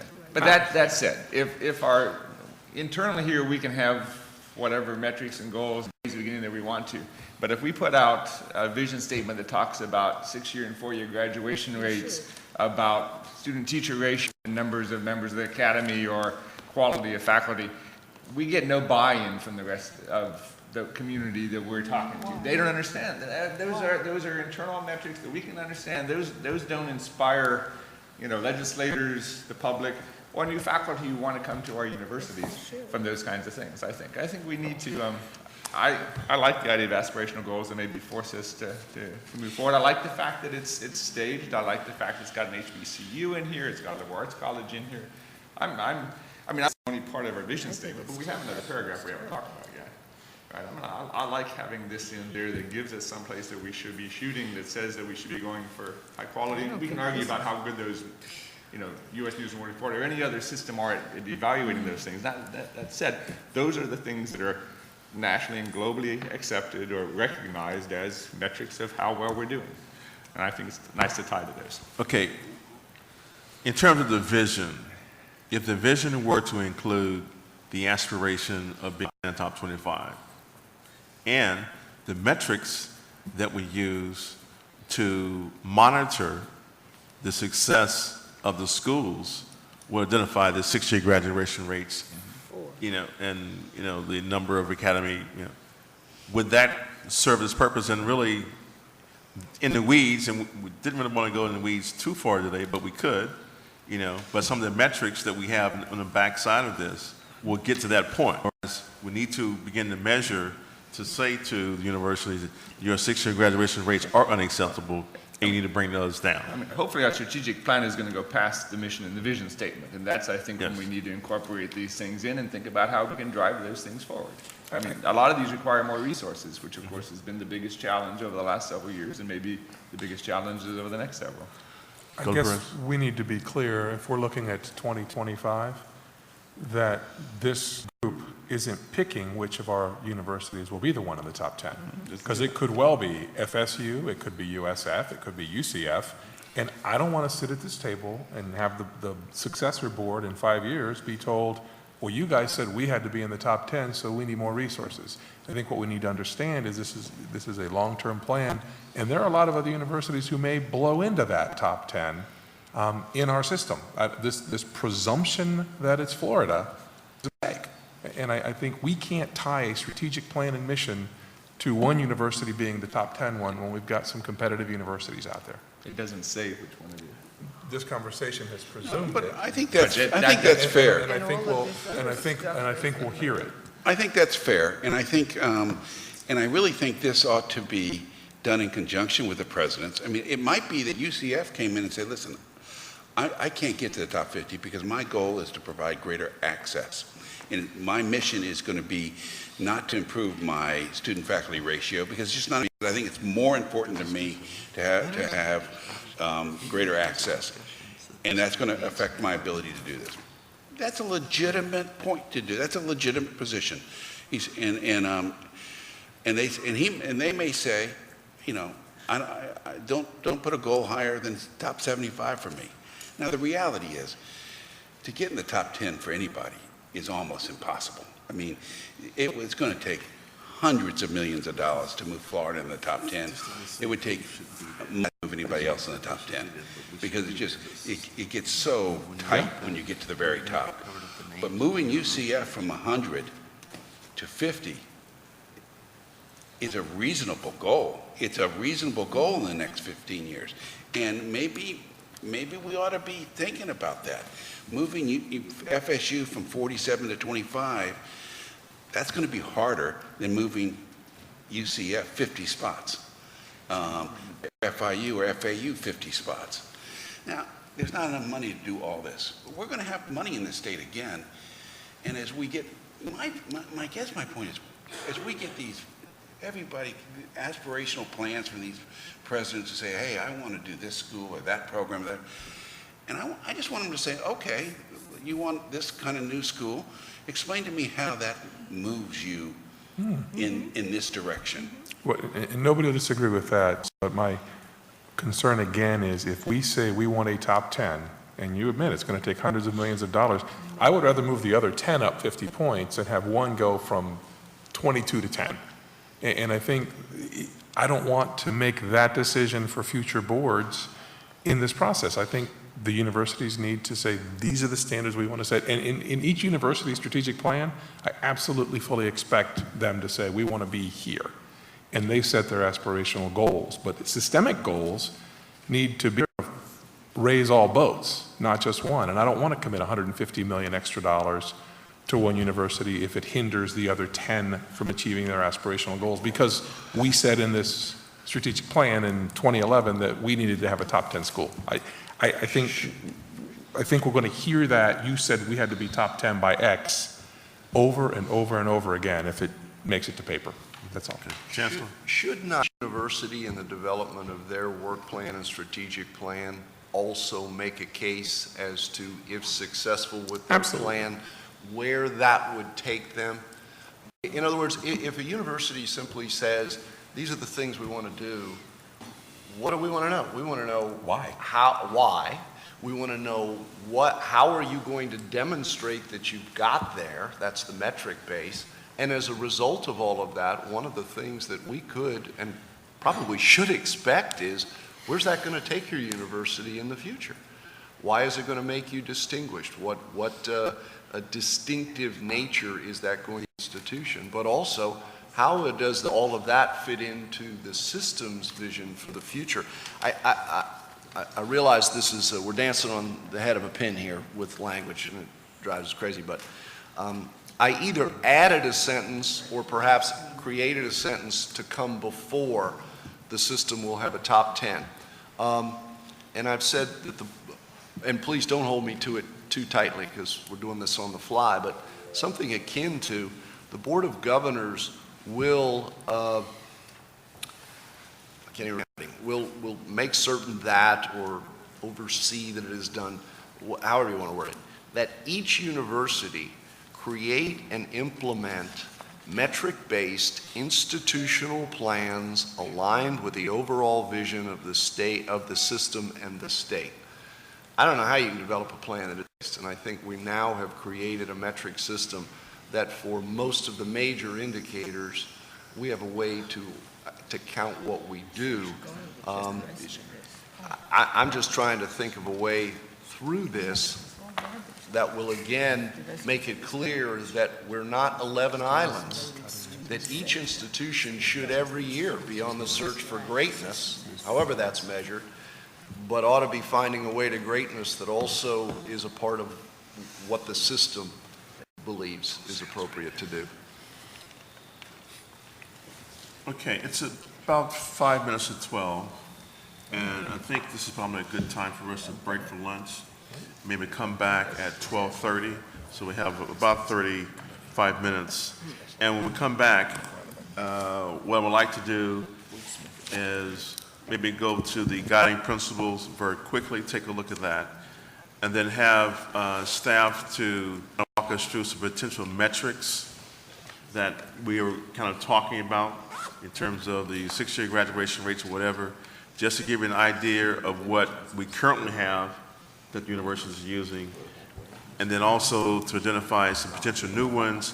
Don't want to make those decisions today, but at least give you an idea of where we're thinking in terms of where we're going. Yeah, Mr. Chairman, before we break, can I give you one positive thought? It's because Governor Hussaini said, this is what the Board of Governors ought to be spending most of its time on.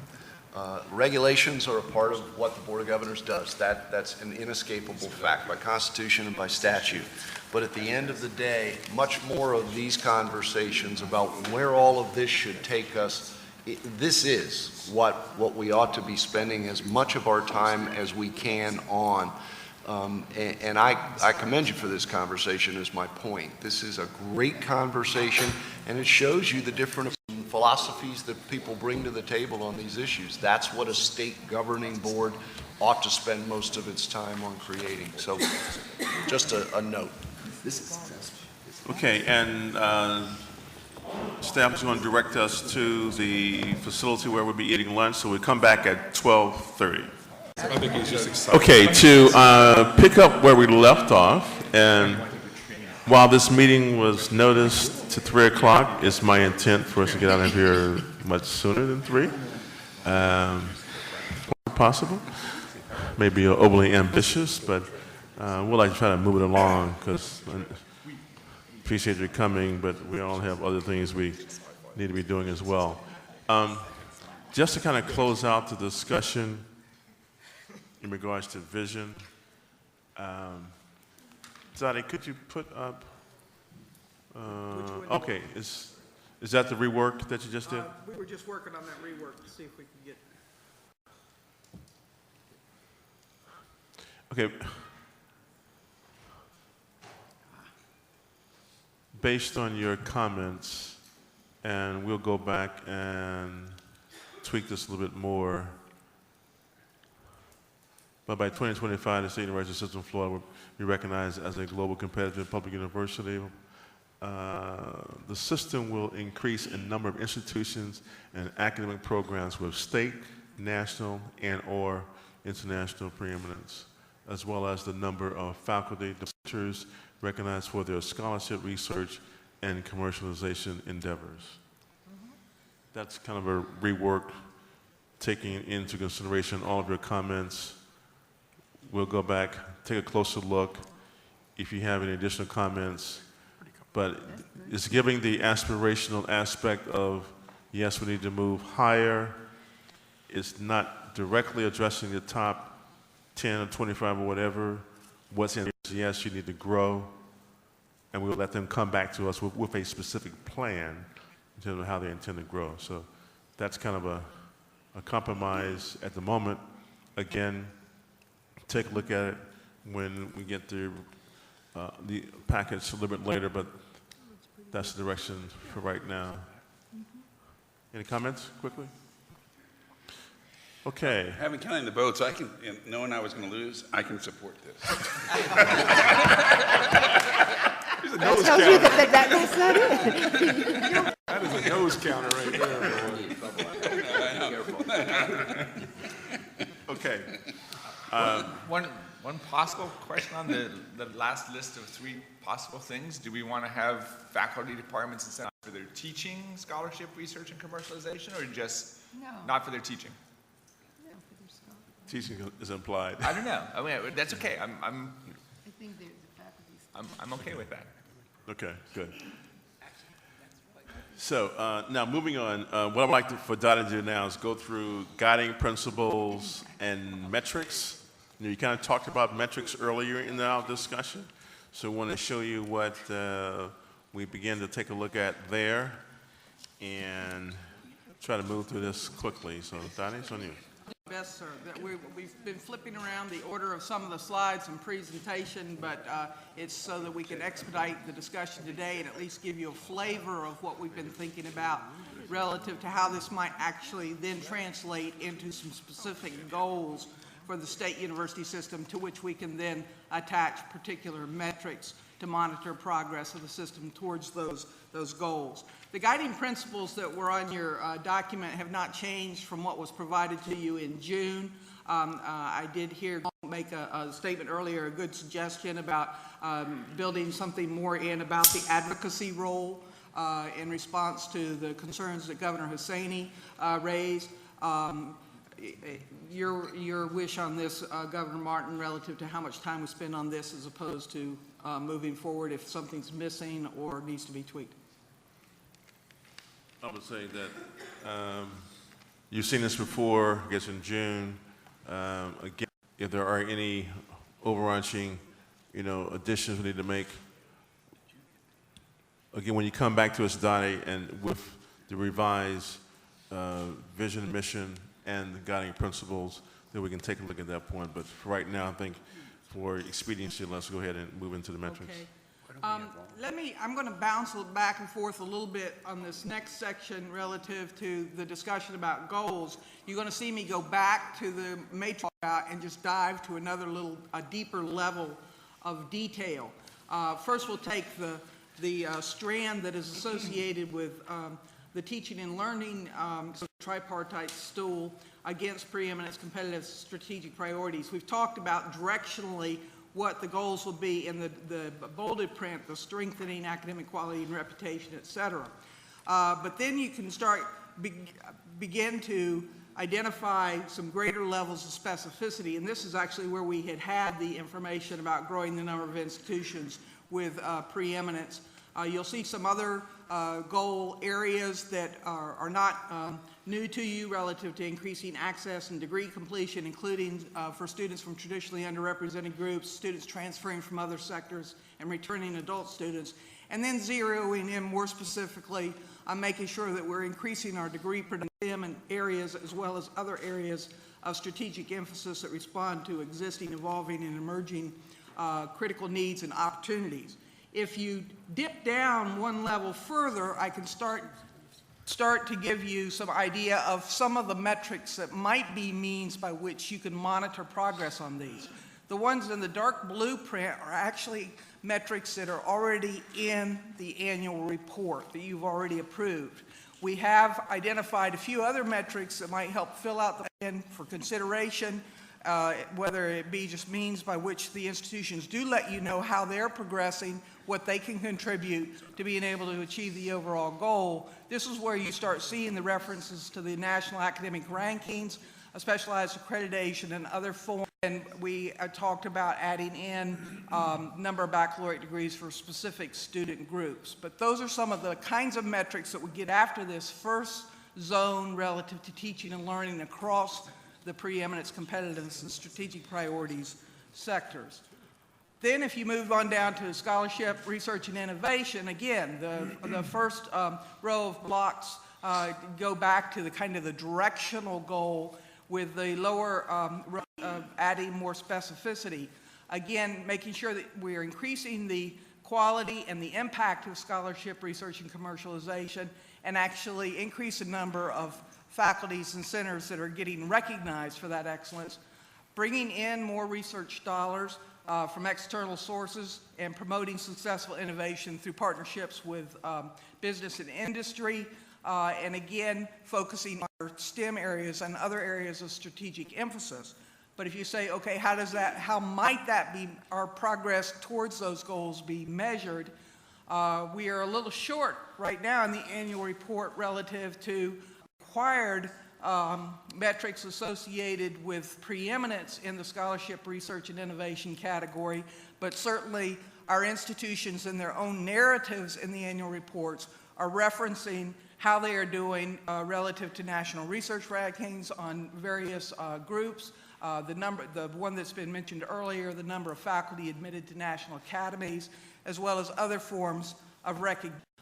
Again, you can kind of scan across the page and see how we might monitor our progress in those goal areas. Moving forward to the third zone of community engagement or public service. Again, we want to make sure we're strengthening quality and recognition, maximizing resources, and increasing engagement in those areas that are critical to the state of Florida in particular and beyond. But this one is a little more difficult. We've done less, as was noted earlier, in trying to really tell our story about the public service tripartite mission. But you'll see that we're talking about improving the quality and relevance of the kinds of community engagement activities. For instance, increasing university contributions to the development of communities in various areas, and again, zeroing in on critical need areas for the state. You'll notice that we have actually none in the annual report required at this point, but again, we have a section in the annual report where we've specifically asked to speak to this level of activity in their narrative, and we've been receiving some really excellent information about the university's engagement with their communities, and these are some of the things that are beginning to show up in those narrative sections about community engagement. We have a number of institutions who already have achieved the elective Carnegie classification regarding community engagement. We have an array of institutions who have already been put on the President's honor roll for community service. We have students significantly engaged in Campus Compact for service learning and so on and so forth. And then you can move across the page to see just how we capture the productivity and the efficiency component, as well as zeroing in on areas of critical need. So that just, Ms. Martin, that gives you, Chair Martin, it gives you a sense of how we might proceed with the development of goals related to these conceptual frames. Okay, any?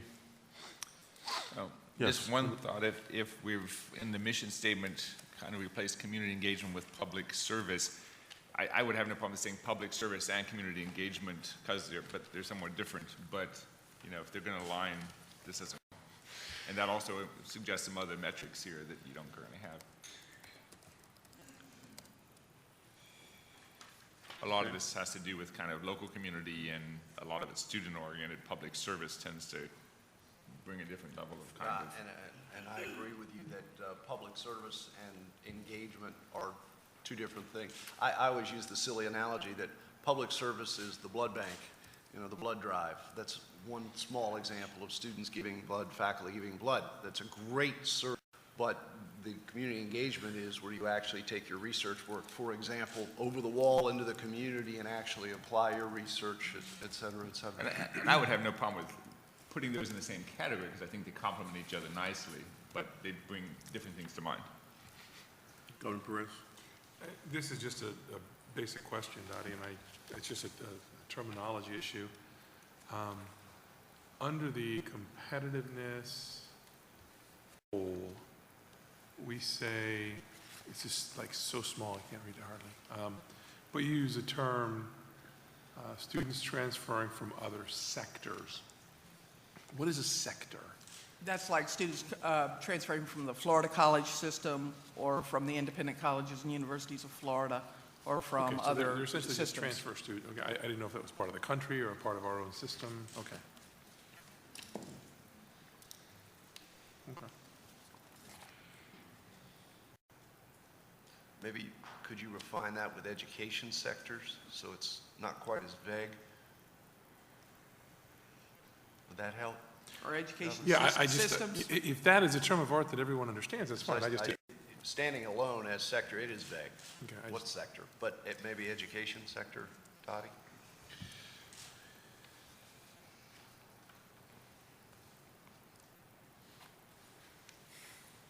okay. And I know it's minor, but when we say returning adult students, what's that age cutoff? Are they not adults at 18 or 19? I never quite understand what we're talking about adult, because some would argue that sometimes many of us aren't adults. So I just wonder when we say returning adults, is that, I don't know what,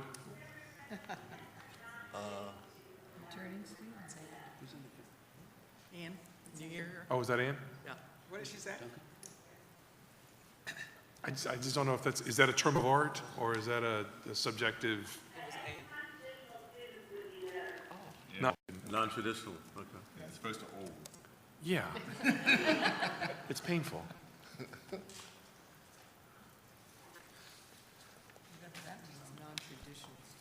Okay. Not out of high school. Any other comments? There it is, non-traditional. So non-traditional over 25. Okay, there That's- you go. Wow, that's painful.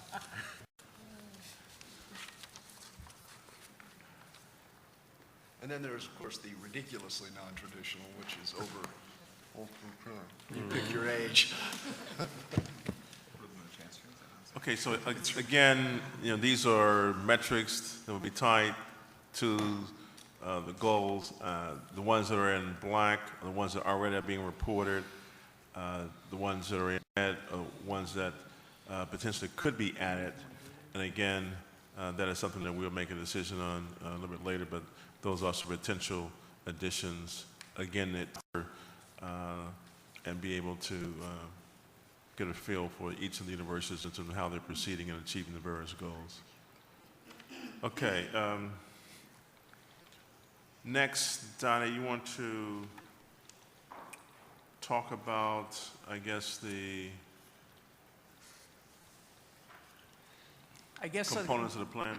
I guess the question that staff would have for the committee is your comfort level with kind of the direction of how this particular document is coming together as a high-level vision and goals document, blocking it out with these general categories as a starting place. I think that one of the discussions that we have had with Governors Rood and Governors Martin is that their vision was that, their idea was that this document would not be a full plan that has implementation strategies and all in it, that this would be a level vision and goals document, not to preclude us moving forward with implementation strategies, but I just need to know the will of the committee so that staff can move forward.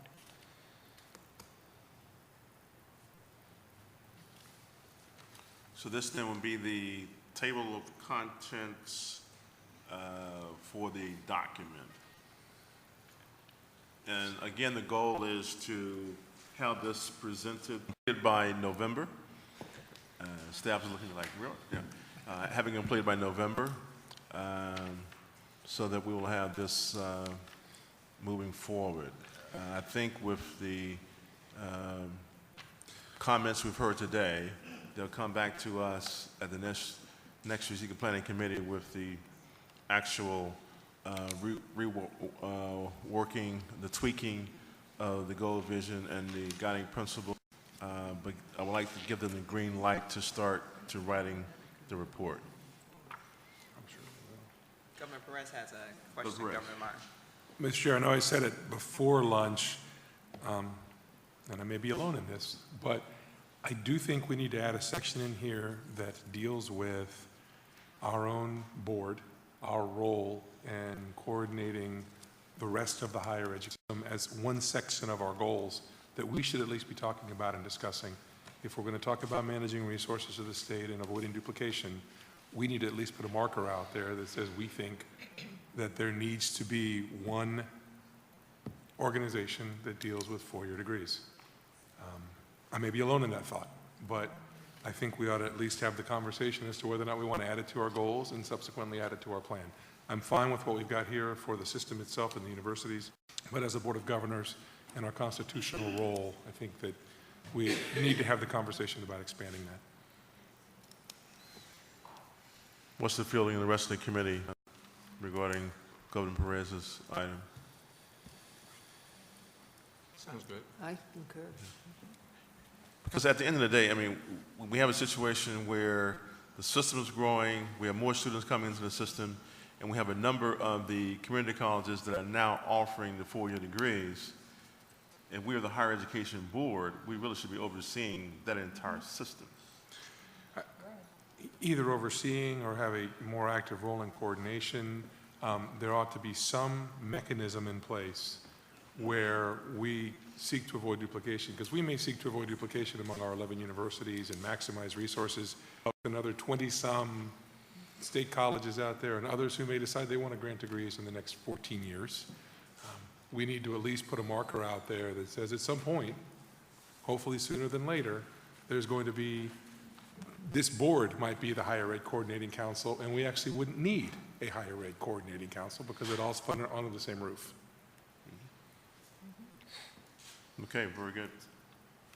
So it seems to me something like that could either be written to the Board of Governors and its role, or alternatively, it could be in terms of the bigger picture of four-year education in the state of Florida, which, you know, I'm not sure which way to write that. Well, and the question is, I mean, I think we need to be some of the thought leaders on how that works.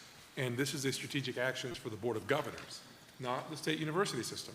Inclusive in there is a state university system, but for the board itself, Yes. we need to make sure if we want to maximize our goals, we at least have the conversation and put the marker out there. You know, we talk about policies, practices, procedures, visions, but we really allude to the logistical structure of the system that you're going to plug those policies, practices, and procedures into. I said it before, I'll say it again.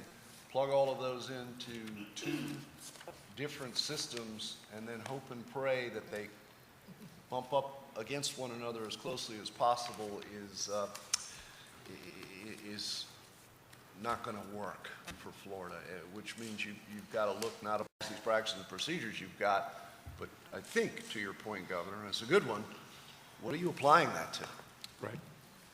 I have a question. Chancellor, do you think it's a good idea for you, maybe either at the board meeting or a committee, give us a report on what you all have been discussing, what's the progress at the higher education, coordinating council? Sure. Happy to That'd be do it great. in September. So Happy to do it. we get an understanding of where are you. Absolutely. Thank you. We can do that. So again, Mr. Chair, I don't know if we want to add something here as a goal, if we want to put it out as a marker, and I don't want to take the afternoon with the conversation, but I think we need to make a statement about that if we're doing a 14-year plan that says that as higher ed goes, there needs to be one organization that is controlling, and it may be the Board of Governors, it may not. Somehow, some way, these two disparate systems aren't going to work well with each other through the next decade unless we have some coordination going on, other than just the coordinating council. I have a question that's not the answer to, Chairman. Yes. Frank, in the Constitution, is there anything in that language that would limit our ability to do what Tika was suggesting? I just don't remember. I'm going to defer to my constitutional scholar and our general counsel. There is wording, to your point, there's wording on the system, but university system. And it places the Board of Governors as the board that is responsible for operating, controlling, regulating, and managing the system and making sure that there is not unnecessary duplication of facilities and programs. It doesn't address the Florida college system. It creates a While state specific, university it is not system. exclusive to anything else. It is just inclusive as far, or definitive as far as what the state university system is. Colleges being a creation of the legislature, they're not constitutional. Understood. The legislature would have to place the colleges. It would be the legislature's responsibility to determine which board oversees the Florida college system. However, at the time the language you're talking about was written, Vicki, the state college system didn't exist, nor were they grading 4 degrees. That's correct. Well, no, in 2002, they were actually given authority by the legislature to offer work-related baccalaureate degrees, which predated the existence of this board. The work-related ones, Correct. but not the broad authority that they have now. Correct. One could argue that that might need to be revisited. Yeah, would you remind me when we get to that point that we deal with 11 university presidents, and then we add on 28 college presidents that quit from the board? That's why you get the big bucks.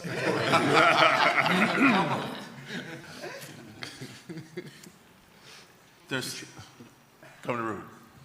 I just want to make sure I've got this right. I mean, I think we all agree that there's a better way to higher ed. But are we saying that that should be part of our strategic plan? I'm saying that if we're doing a strategic plan for the Board of Governors, and the Board of Governors is responsible for higher ed and allocation of resources, at least a system, that we need to have something in our plan that addresses the emergence of the state college system, the governance and the role, even if our decision is to continue to work with and through the coordinating council. But I think we need to have that conversation and be the thought leader on that. Otherwise, we're going to continue down our path with these, and 15 years from now, more baccalaureate degrees are going to be awarded by the state college system than the university system. We won't avoid duplication, we won't manage resources properly, and we won't be in a position to do our goal. Well, I mean, I agree with looking at it, but I think we also need to do a better job of educating the legislature, educating the governor's office, and on and on. And those are all things we need to work on. Now, this is obviously more strategic, but I don't know if we, you know, I don't think the strategic plan is necessarily going to guide what we do, whether that's in there or going to work at a better way of incorporating all aspects of higher ed, I guess is what I'm saying. And by putting that in there, it's kind of like saying, we're driving this. Either we're driving it this way or we're driving it that way, which when you drive something, others push back. So my inclination would be to work with members on the Board of Education, accept that because they have clearly an area that they really need to spend a lot of time on, and try to, over time, work towards doing whatever we need to do to get a organizational structure that makes more sense. So what I'm saying is, I think this is a high-level thing that wouldn't go in, but that's just my opinion. And I'm willing to go whatever path you want to go down, John. I just think that if we're doing a 14-year plan for this board, we need to address this issue in some way, shape, or form. And it may well be just to say we're going to have the dialogue, we're going to coordinate, we're going to meet more with the legislature and talk to the Board of Education. But I think we can't ignore the challenges that higher ed faces. Just because 4 years that were non-work-related didn't exist at the time of our creation doesn't mean we shouldn't be involved in the process of talking about those resources properly and managing the state system. So couldn't we make it a part of this committee's responsibility to address that issue of the governance structure over higher ed and work towards a better governance structure without it being the strategic plan? We could, but then we could certainly do that, or we could put on a strategic plan that we're going to structure. Should I make a recommendation? Under guiding principles, we have, for example, very specifically, seek appropriate and predictable funding to achieve systems goals for our existing system. That's a clear and definitive statement that we do things one way now, and we want to very much look at ways in the future that we can find appropriate and predictable funding. We also have in there seek ways to organize and collaborate for a stronger state. And I know we're talking about our 11 institutions and our system. Is it possible to add a guiding principle regarding what you're both saying, something along the lines that Board of Governors needs to examine and make recommendation as to a possible organizational approach to changing the face of higher education. I'm playing with that one, but to take what you're saying, Governor Perez, but include it in the strategic plan in a way that doesn't just say we're going to do exactly this, because there may be a variety of ways to get there, but make it clear that we want conversation, and it is our intent, your intent as a Board of Governors, to ultimately come up with a different organizational structure for higher education. And again, I don't know what the right answer is. I just want us to be the thought leaders in the process. You want to get it officially on the radar I want it on the screen. table, and I want to be a thought leader in the process. And the right answer may be exactly what we're doing. I don't know what the right answer is, but we need to have the conversation, and I want us as thought leaders at the table. Mr. Chairman, can I just add just real quick? In reality, is for us to take us to the next level, all of these needs. And I think the legislators and the governor are looking for leadership from us and others, and you know, Board of Higher Education, because I really don't know what you all discussed. But all of that needs to be on the table and needs to be discussed. We really need to look at the whole system and see how it works. Look, the Board of Education handles all the schools. Can you imagine the work of 60-some, you know, school boards? And then comes on top of it, the colleges. And, I mean, and then we, you know, have, you know, a university system, and it just kind of goes back and forth, you know, and I think the whole system needs to be looked at, really looked at, if for us to get to the next level, for us to get our university system to do better, I think that has to be on the table. And I am bleeding over to our last agenda item, but now's as good a time to mention, people are looking for leadership on this. Members of the legislature, governor's office, people in are looking for someone to take leadership and begin to make recommendations to at least start the conversation. But to first make the statement that having two systems that at the very best are going to more closely align the words that bring the two together isn't good enough. That if we're going to take the state, right, Governor, to the next level, that it's going to require a more dynamic change than that. And that is going to mean reuniting two systems into a system of higher education. How much of that remains under two boards, how much of that goes under one board, what the actual specificity of roles and responsibilities are is another thing.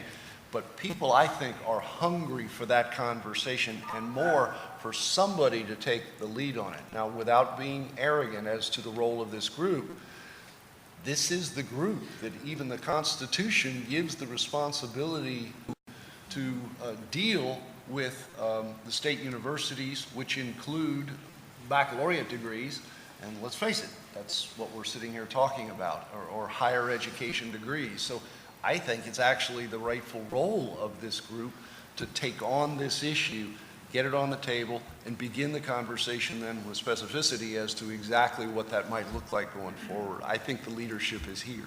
Yeah, I mean, and I'll finish with last.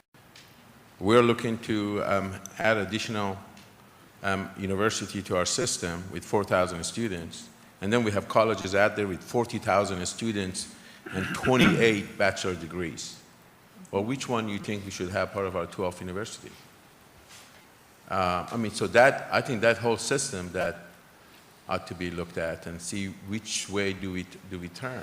Here's the problem that we have, and this is what I've charged staff under the heading of looking at the organizational structure, as the chair and the board have charged us to do going forward, and making recommendations back as to what our system might look like to expand access, to bring new opportunities for alignment, et cetera. Once you get past our existing 11 universities, what you quickly find out is that if you're only looking at the 11 universities, in terms of the issue, for example, you're limited to a degree based on the available access that our 11 universities have individually. Yesterday, Governor Colson and I visited Florida Gulf Coast University, and they, in their work plan, have said they'd like to get to about 20,000 students. That's their objective. Not 50,000, 20,000. So you can tell there that based on their master plan, what they think they have available to them, their build-out is about 20,000 students. What we're working to do is look at that across our existing state university system, including main campuses and the partner campuses that are out there. And what you find, and I'll be able to demonstrate, is if you take the national goal of how many baccalaureate degrees Florida is going to need to contribute to the nation getting to the goal of baccalaureate degree production over the next 10 to 15 years, our present system, just as it exists today, will be tapped in terms of capacity. Just looking at our present system, there are very few real opportunities to not only change the system, but to significantly increase access through capacity. Now, I say that to say, if you stop there, you've got a bind. If you then, though, have the courage to look at the other system and say, well, they're already doing baccalaureate degree production, instead of only doing local, regional baccalaureate degree production, which is what they do by law, the possibility of tapping that system. The Pappas report said this years ago, to see if we might be able to reorganize our system and that system to not only become more efficient and effective by broadening the system in general, but also being able to grow access, especially in the area of baccalaureate degree production. And now you're getting serious about the possibilities that exist. And I agree. I keep saying this like we're doing this to the State Board of Education. They want to have this conversation as well. I've talked to some of the members. They're just as eager to engage in this conversation as we are. But I go back, and then I'll end, I go back to the Board of Governors and say, in the world of higher education in the state of Florida, the constitutionally created body that is you, I think it's a rightful and appropriate role to take. Somebody needs to take leadership on this, and it isn't about grabbing leadership. I think the leadership role is there, waiting to be picked up. Okay, what if we were to add as a guiding principle something dealing with the system structure and governance? So that would be an added guiding principle. And also, from previous conversations, a number of you were concerned that we needed to start to do something immediately. So, finalizing the strategic plan, I think there's also a need to identify a couple additional areas in addition to the system structure and governance. That would be addressing predictable funding. It would be cost sharing, system efficiencies, e-learning, something we've talked about before. And also continuing the work that we started in terms of the annual work plans. And as a part of the committee, at one point going forward, we have to actually approve, if I'm not correct, Mr. Chancellor, the university work plans in terms of theirs. So at some point in time, as they present the information to us, right now they're communicating with us and telling us what they're doing, but there has to be an approval process as well, correct? That would be the next, take this to the next level. To the next level. So a continuing items that this committee will be addressing will be all those items that I just mentioned. So although we're doing the plan, but in addition to that, there will be ongoing work of the strategic planning committee. Oh, you mean something like those bullets, perhaps? And they may not be those, but for the one, recommend to the legislature the structural changes, additions to the system needed to accommodate increased student demand, and then develop criteria and process for board approval of university work plans, et cetera. Yeah, we can absolutely begin to work on language like that, something like that, but and these will not be actually in the plan, but just ongoing activity of this committee. They'll be going concurrently with all the other work that we're doing. Governor Parker, you had a question. Question. Did I miss it in here? This is a Dottie and a Frank question. I know that out of the mission we deleted this whole idea of knowledge-based economy from the mission. Did I miss it somewhere here that at least is mentioned as some type of a guiding principle or something? I'm sure I probably The did. role the system plays in economic development, I'm sure we're aligned in that way. Yeah, I mean, I understand that, that you guys maybe didn't want it in the mission, but I still see it as very important that we take on that role, whether I'm okay with New Florida, and I think we should, advance that name, but even if we don't use that name because you guys don't like it, I think that that's important that, we include it somewhere as guiding principles, or it should be a part of the strategic plan in some way. Probably a good addition as a guiding principle. Yeah, I agree. Yes. Yes. Okay, we'll make sure that we capture that. Okay. All right. And I like New Florida. I mean, so I think it's okay to brand it, so don't take it out on my account. You guys think about it. I know you're But right. you're right, brands come and go. It's the concept that's, I think that was Governor President's point, that it's the fact that the institutions believe they're doing that. The legislature wants them to do that. The governor, any governor, expects them to do that. We need to codify it somewhere. Definitely. But I'm okay with New Florida. I mean, I'm not in a group of people that don't like the name, so you guys can bat it around. I mean, I'm okay with keeping that as a name. I don't, Gotcha. Okay, so in terms of the table of contents of the document, this is what it's going to look like. Staff will come back to us, and we'll have a report out at the next Strategic Planning Committee, capturing everything that we talked about today. And again, the goal is to have this document completed in November. Are we all on track? Everybody's in agreement? Okay. Item 5, Chancellor, I think you kind of did that a few minutes ago. Yeah, I pretty much. I just wanted to let you know the kinds of things we are looking to as we continue the conversation and ultimately come back with something for you all to consider in several months as to what our organizational structure might look like going forward based on what I just said about our 11 institutions and the various campuses around the state. But I thought it would be important for you to know the kinds of things that we're looking at. I maybe even call them guiding principles, internal guiding principles as we do this. So you've got 11 universities. Most of the universities have subsets. As you saw in the typology, they might be everything from a full-blown campus. For example, FIU, President Rosenberg has the main campus and then the campus on Biscayne Bay. Represents 2 very large campuses. You go to Florida Atlantic University that has 7 campuses and specialty sites spread all over 140 miles of coastline. You have the partnerships here in Central Florida between the University of Central Florida and multiple colleges and state colleges. So we look a little different at every institution. So at the end of the day, it is examining each institution and what all of their subsets can provide for us by way of possibility for the future. So what are the possibilities?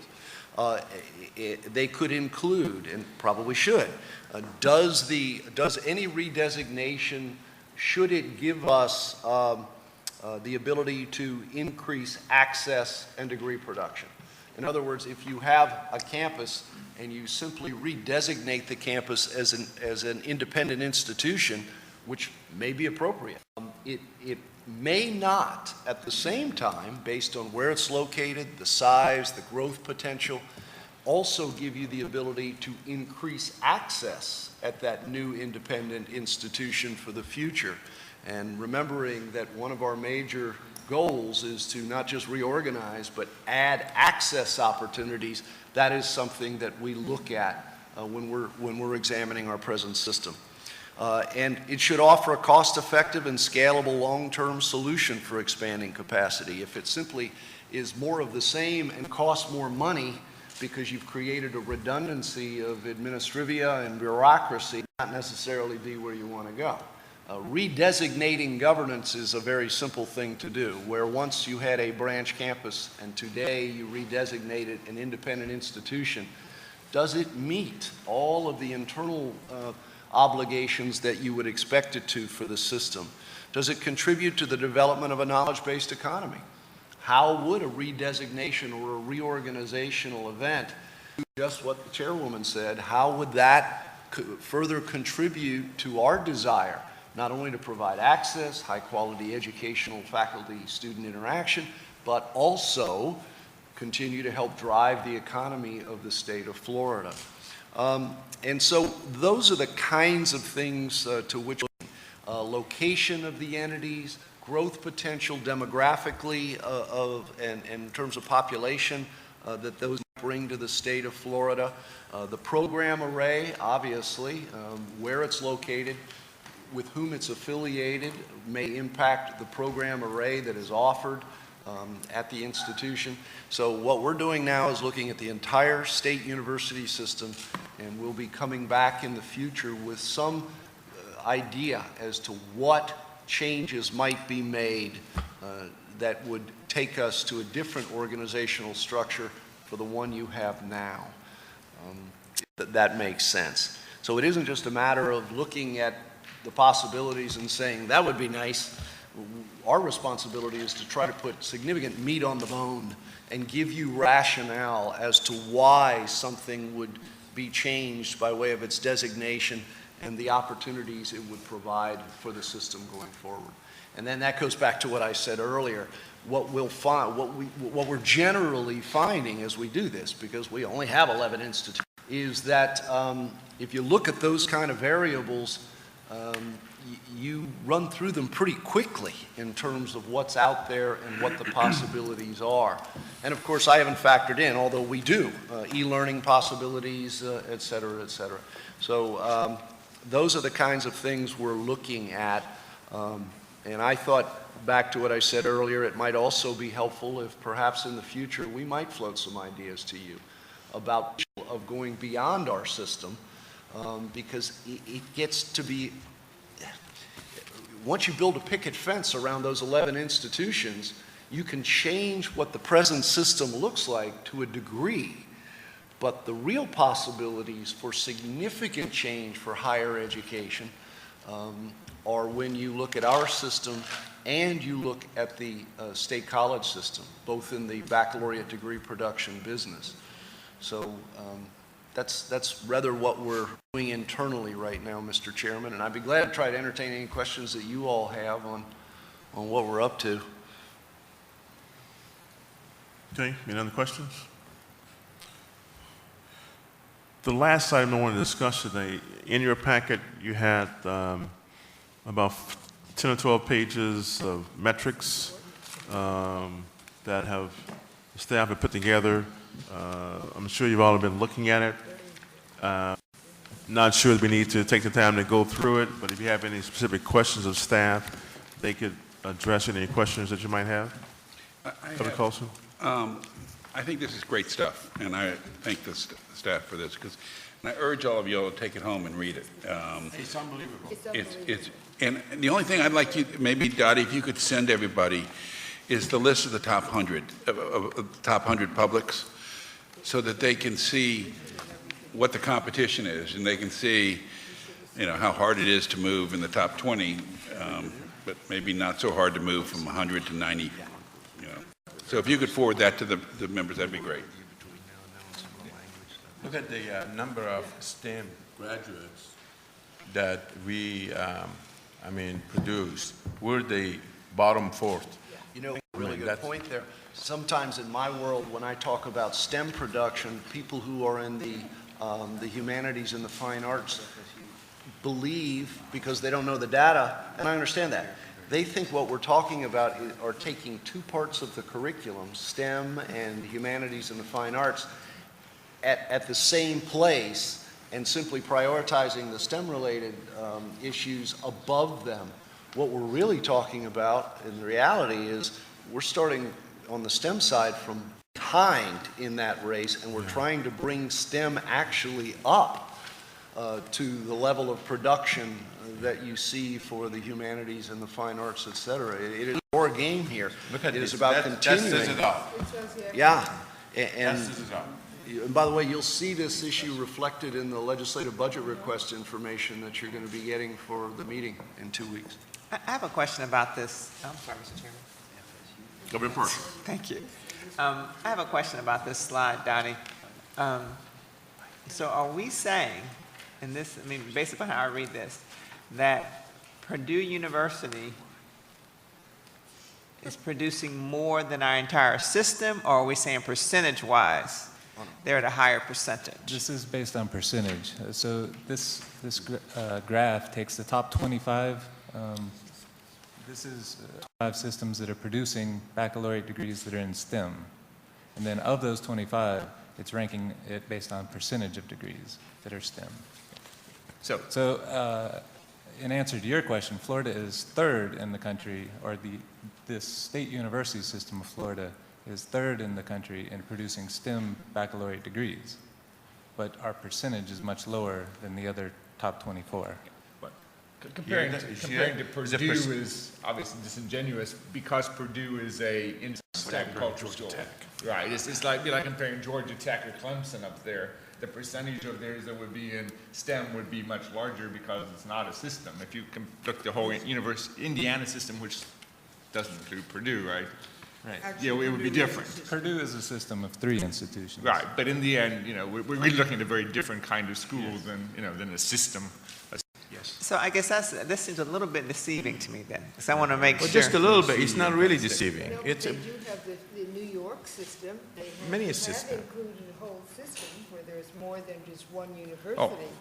Yes. Yeah, for most of those, it's quite valid, right? It's Yes. Purdue at the top doesn't. Yeah, I mean, doesn't the fit. Purdue doesn't, but the most of them are a pretty good system, I mean, this is, clearly we're spending lots of our money, and we're getting percentage-wise.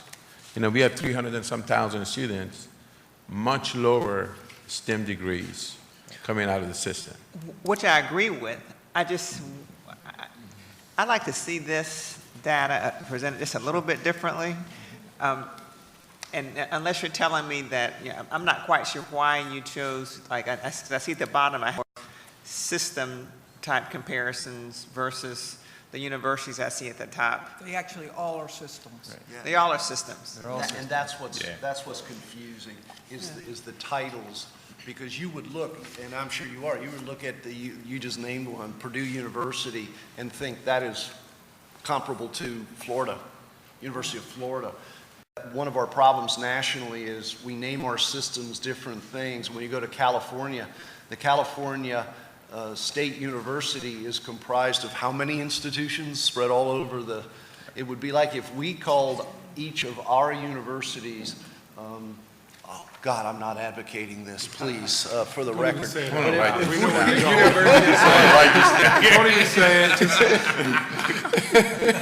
If we called each of ours of the University of Florida system. So I see your point, and it's a good one. It is confusing because of the titling. Okay, so these are all systems. Yes, okay, ma'am. and I understand now. Yes, It says the University of California is Southern Cal, is Northern Cal, it's whatever. Okay, gotcha. Correct. Sorry. And the interesting thing about California, you have University of California at the very top, And Cal State. and then you have Cal State at the bottom. It's Similarly, Pennsylvania. two different. Pennsylvania is at the top and at the bottom, right? They have 2 different systems. You're correct. So if they were combined, it'd be in the middle. Not surprisingly. But we're combined. So our combined system is. Well, no, we're not combined because Cal State would Well, but Cal State's not like our college system. no. Cal State's a 4-year system. Yeah. So if we took our 4-year system, Correct. you see what I'm saying? So that goes to what somebody was saying over there before, that the data's not really good for comparing. I wonder, could we go to the first slide, 6-year graduation rates? Do you have this version? Yeah. See, John, you have University of Michigan and Michigan State, totally 2 different programs. So I think it's, one problem with these charts is we only have 1, 2, 3, 4, 5, 6 of the universities, right? We're missing 5 of them. So I think for some of this, we need to look at those, realizing it's hard to compare them to the top 100 or top 50 research universities because they're not research universities, but this therefore misses part of the picture. Right, and this was for which it's appropriate to look at graduation rates for all of them, not just for the research universities. Yes, and we have those data. This was the beginning of the picking up on the earlier discussion about vision of if you truly did want one in the top 10, one in the top 20, and multiples in the top 50. We started with the research institutions within our state to see how they stacked up against research institutions and that's fine. in the country. Don't take it as a criticism, just think about what we need in terms of metrics. But looking at this one prompted me to do a little more homework, and so I added on the others. But and so there are 4 universities in the system that have 6-year graduation rates 60% and above, and then there's a pretty big gap to the others. If you look at the 4-year transfer graduation rates for AA transfers, which we had in the work plans but isn't here yet, to me that's amazing difference. So if you look at from USF, West Florida, Gulf Coast, North Florida, FIU, FAU, and FAMU, the difference between their graduation rates for FTICs here and for transfer student AAs is huge. It ranges from 13% for North Florida to 26% for FAU. And when I saw that, I was startled. So while there's this big discrepancy between graduation rates, for some schools, the other schools for first times in college, for transfer students who come in with AAs, it's not.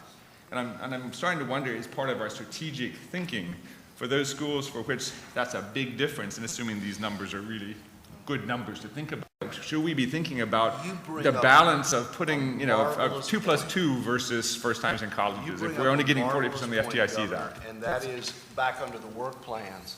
When we say we want to go to 20,000 students, the next question must be, and what do they look like?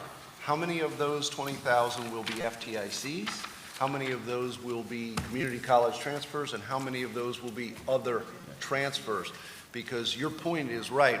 We continue to look at that 6-year graduation rate as that affects every student at Florida International University. It doesn't. It only impacts or is only describing the cohort of FTICs who enter together at Florida International University. It doesn't count the community college transfers, and it doesn't count others. And because we are so different university to university, the 6-year graduation rate means a great deal more at a University of Florida, for example, because that is the lion's share of the population. It's still important, but it becomes proportionately a smaller at an FAU or an FIU, perhaps, because the other populations are larger. So when you segregate them away from one another, you're not getting an accurate portrayal of who really is graduating within a prescribed time period. Yeah, so it's a great point. Looking at these averaged over the last 5 years that I pulled out of that, FAU's 6-year for FTICs is 40%. For AA transfers, not all transfers, just AA transfers, 4-year is 66%. They want to grow. The place to be growing, I think, in terms of efficiency and all those other things we've been talking about, is bringing in more 2 plus 2s, who 2/3 of them are going to graduate in 4 years, as opposed to bringing in more FTICs, of which only 40% are And all of that should be a part of those work plans. Right. It's critical to us. It is more than a net-sum game. This is how many we want to have. It is that breakdown of what the populations will look like, from whence will they come, et cetera.